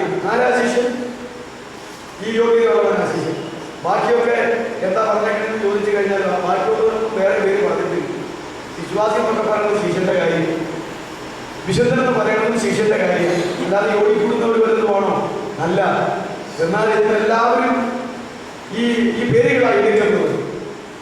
നോക്കിക്കേ, എന്നെ പ്രതി അപ്പൻ, അമ്മ, ഭാര്യ, മക്കൾ, സഹോദരൻ, സഹോദരി, അതുമല്ല, അതൊക്കെ പിന്നെ എങ്ങനെയൊക്കെ തട്ടിക്കളയാണ്. സ്വന്തം ജീവനെ കൂടെ പകയ്ക്കാതിരിക്കുന്നവൻ എന്റെ ഒരിക്കലും ശിഷ്യൻ ആകത്തില്ല. ആ ലൂക്കോസിന്റെ സുവിശേഷം 14-ാം അധ്യായത്തിന്റെ ആ ഖണ്ഡിക ആരംഭം മുതൽ അവസാനം വരെ വായിക്കുമ്പോൾ എന്താ പറഞ്ഞിരിക്കുന്നത്? ഇത് ബന്ധപ്പെട്ടവരെ എല്ലാം ഒന്ന് ഉപേക്ഷിക്കണം. ഉപേക്ഷിക്കണം എന്ന് പറഞ്ഞാൽ തെറ്റിദ്ധരിക്കുന്നത് പകയ്ക്കണം. പിന്നെ ഉള്ളതിനെ പകയ്ക്കണം. തനിക്കുള്ളതിനെ എല്ലാം, അത് സ്ഥാപനത്തെ സുഹൃത്തുക്കളാണ്, തനിക്കുള്ളതിനെയെല്ലാം പകയ്ക്കണം. ഉള്ളതിനെ പകച്ചു, ഉള്ളവരെ പകച്ചു. ഇനി എന്നതാ ഉള്ളത്? ഇനി അവന്റെ ജീവനെ ഉള്ളൂ. അതിനെയും കൂടെ പകച്ചാൽ എന്തായിരിക്കാൻ കഴിയും? ശിഷ്യനായിരിക്കാൻ കഴിയും.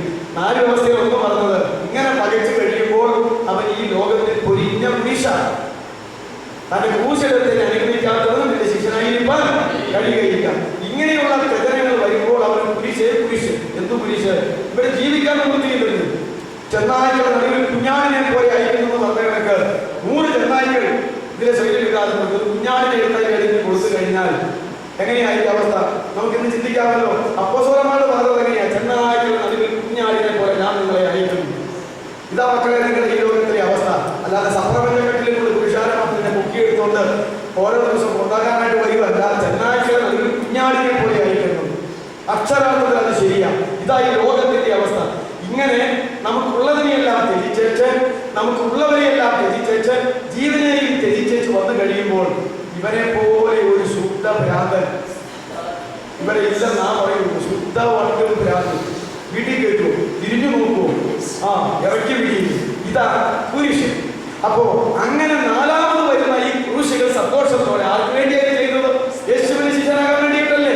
ആ ക്രൂശുകൾ വഹിച്ചു വരുന്നവനാണ് എന്റെ ശിഷ്യൻ. ശിഷ്യത്വത്തിന്റെ 4 വ്യവസ്ഥകൾ. തനിക്കുള്ളതിനെയെല്ലാം പകയ്ക്കുക, ഉള്ളവരെയെല്ലാം പകയ്ക്കുക, എന്നിട്ട് തന്റെ തന്നെ ജീവനെ, പ്രാണനെ പകയ്ക്കുക. എന്നിട്ട് ഉണ്ടാകുന്ന ക്രൂശുകളെ സന്തോഷത്തോടെ സ്വീകരിച്ചുകൊണ്ട് എന്റെ പിന്നാലെ വരിക. അപ്പോൾ എന്റെ ശിഷ്യനായിരിക്കാൻ കഴിയും. പ്രിയമുള്ളവരെ, ഇവിടെ എന്താ? തന്റെ ജീവനെ പകയ്ക്കണം. മാതാപിതാക്കന്മാരെ പകയ്ക്കണമെന്നാണ് പറഞ്ഞത്. എല്ലാവരെയും പകയ്ക്കണമെന്നാണ് പറഞ്ഞിരിക്കുന്നത്. 2 അർത്ഥമുണ്ട് കേട്ടോ. തിന്മയുടെ ഭാഗത്തും അർത്ഥമുണ്ട്. പക അതൊരു പാപമാണ്. ഇത് പകയുണ്ടാകുന്ന കാര്യമാണോ? പകയ്ക്കുക എന്ന് പറഞ്ഞാൽ ദൈവത്തെക്കാൾ, യേശുവിനേക്കാൾ, പരിശുദ്ധാത്മാവിനേക്കാൾ, ദൈവവചനത്തെക്കാൾ, സുവിശേഷത്തെക്കാൾ അധികമായ പ്രാധാന്യം കൊടുത്ത് ഇവരെ ആരും കരുതുന്നു. ദൈവത്തെ മാത്രം കരുതുക. രണ്ടാമത് ഇവരെയൊക്കെ എങ്ങനെയാണ് കരുതണം, എങ്ങനെ സ്നേഹിക്കണമെന്ന് വചനത്തിൽ വ്യവസ്ഥയുണ്ട്. അതുപോലെ ചെയ്തേക്കുന്നത്. ഇതാണ് പറഞ്ഞതിന്റെ അർത്ഥം.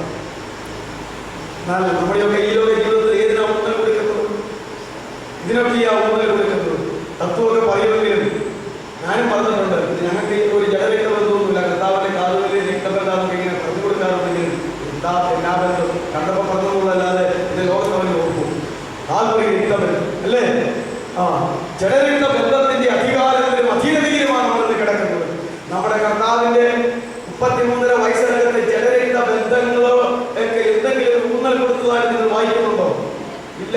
എന്റെ അമ്മയും സഹോദരന്മാരും പുറത്തു തന്നെ അന്വേഷിക്കുന്നു എന്ന് പറഞ്ഞപ്പോൾ എന്റെ അമ്മയായ സഹോദരന്മാരാണ് പിന്നെ തന്റെ ഇടയിൽ ഇരിക്കുന്നവരെ നോക്കിക്കൊണ്ട് ഇവരാകുന്നു എന്റെ അമ്മയും അപ്പനും സഹോദരനും സഹോദരിയും എന്നാൽ എന്റെ സ്വർഗസ്ഥ പിതാവിന്റെ ഇഷ്ടം ചെയ്യുന്നവരത്രേ എന്നല്ലേ പറഞ്ഞത്. വളരെ വേഗം 2 വാക്യങ്ങളെ എഴുതിക്കോ. ഇപ്പൊ ലൂക്കോസ് 14:26 ജീവനെ പകയ്ക്കുന്നവൻ പകച്ചെങ്കിൽ മാത്രമേ ശിഷ്യനായിരിക്കാൻ കഴിയുകയുള്ളൂ. അടുത്തത് ലൂക്കോസ് 17:33. ലൂക്കോസ് 17:33 ജീവനെ നേടുവാൻ നോക്കുന്നവരെ കളയും. ഇവിടെ വെച്ച് അതിനെ കളയുന്നവരെല്ലാം അതിനെ രക്ഷിക്കും. ഒറ്റ ആശയമാണ്, ഒരു വാക്യോടെ ഉള്ളൂ.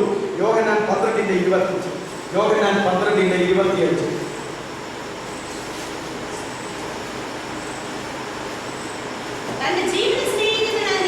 തന്റെ ജീവനെ സ്നേഹിക്കുന്നവൻ അതിനെ കളയും.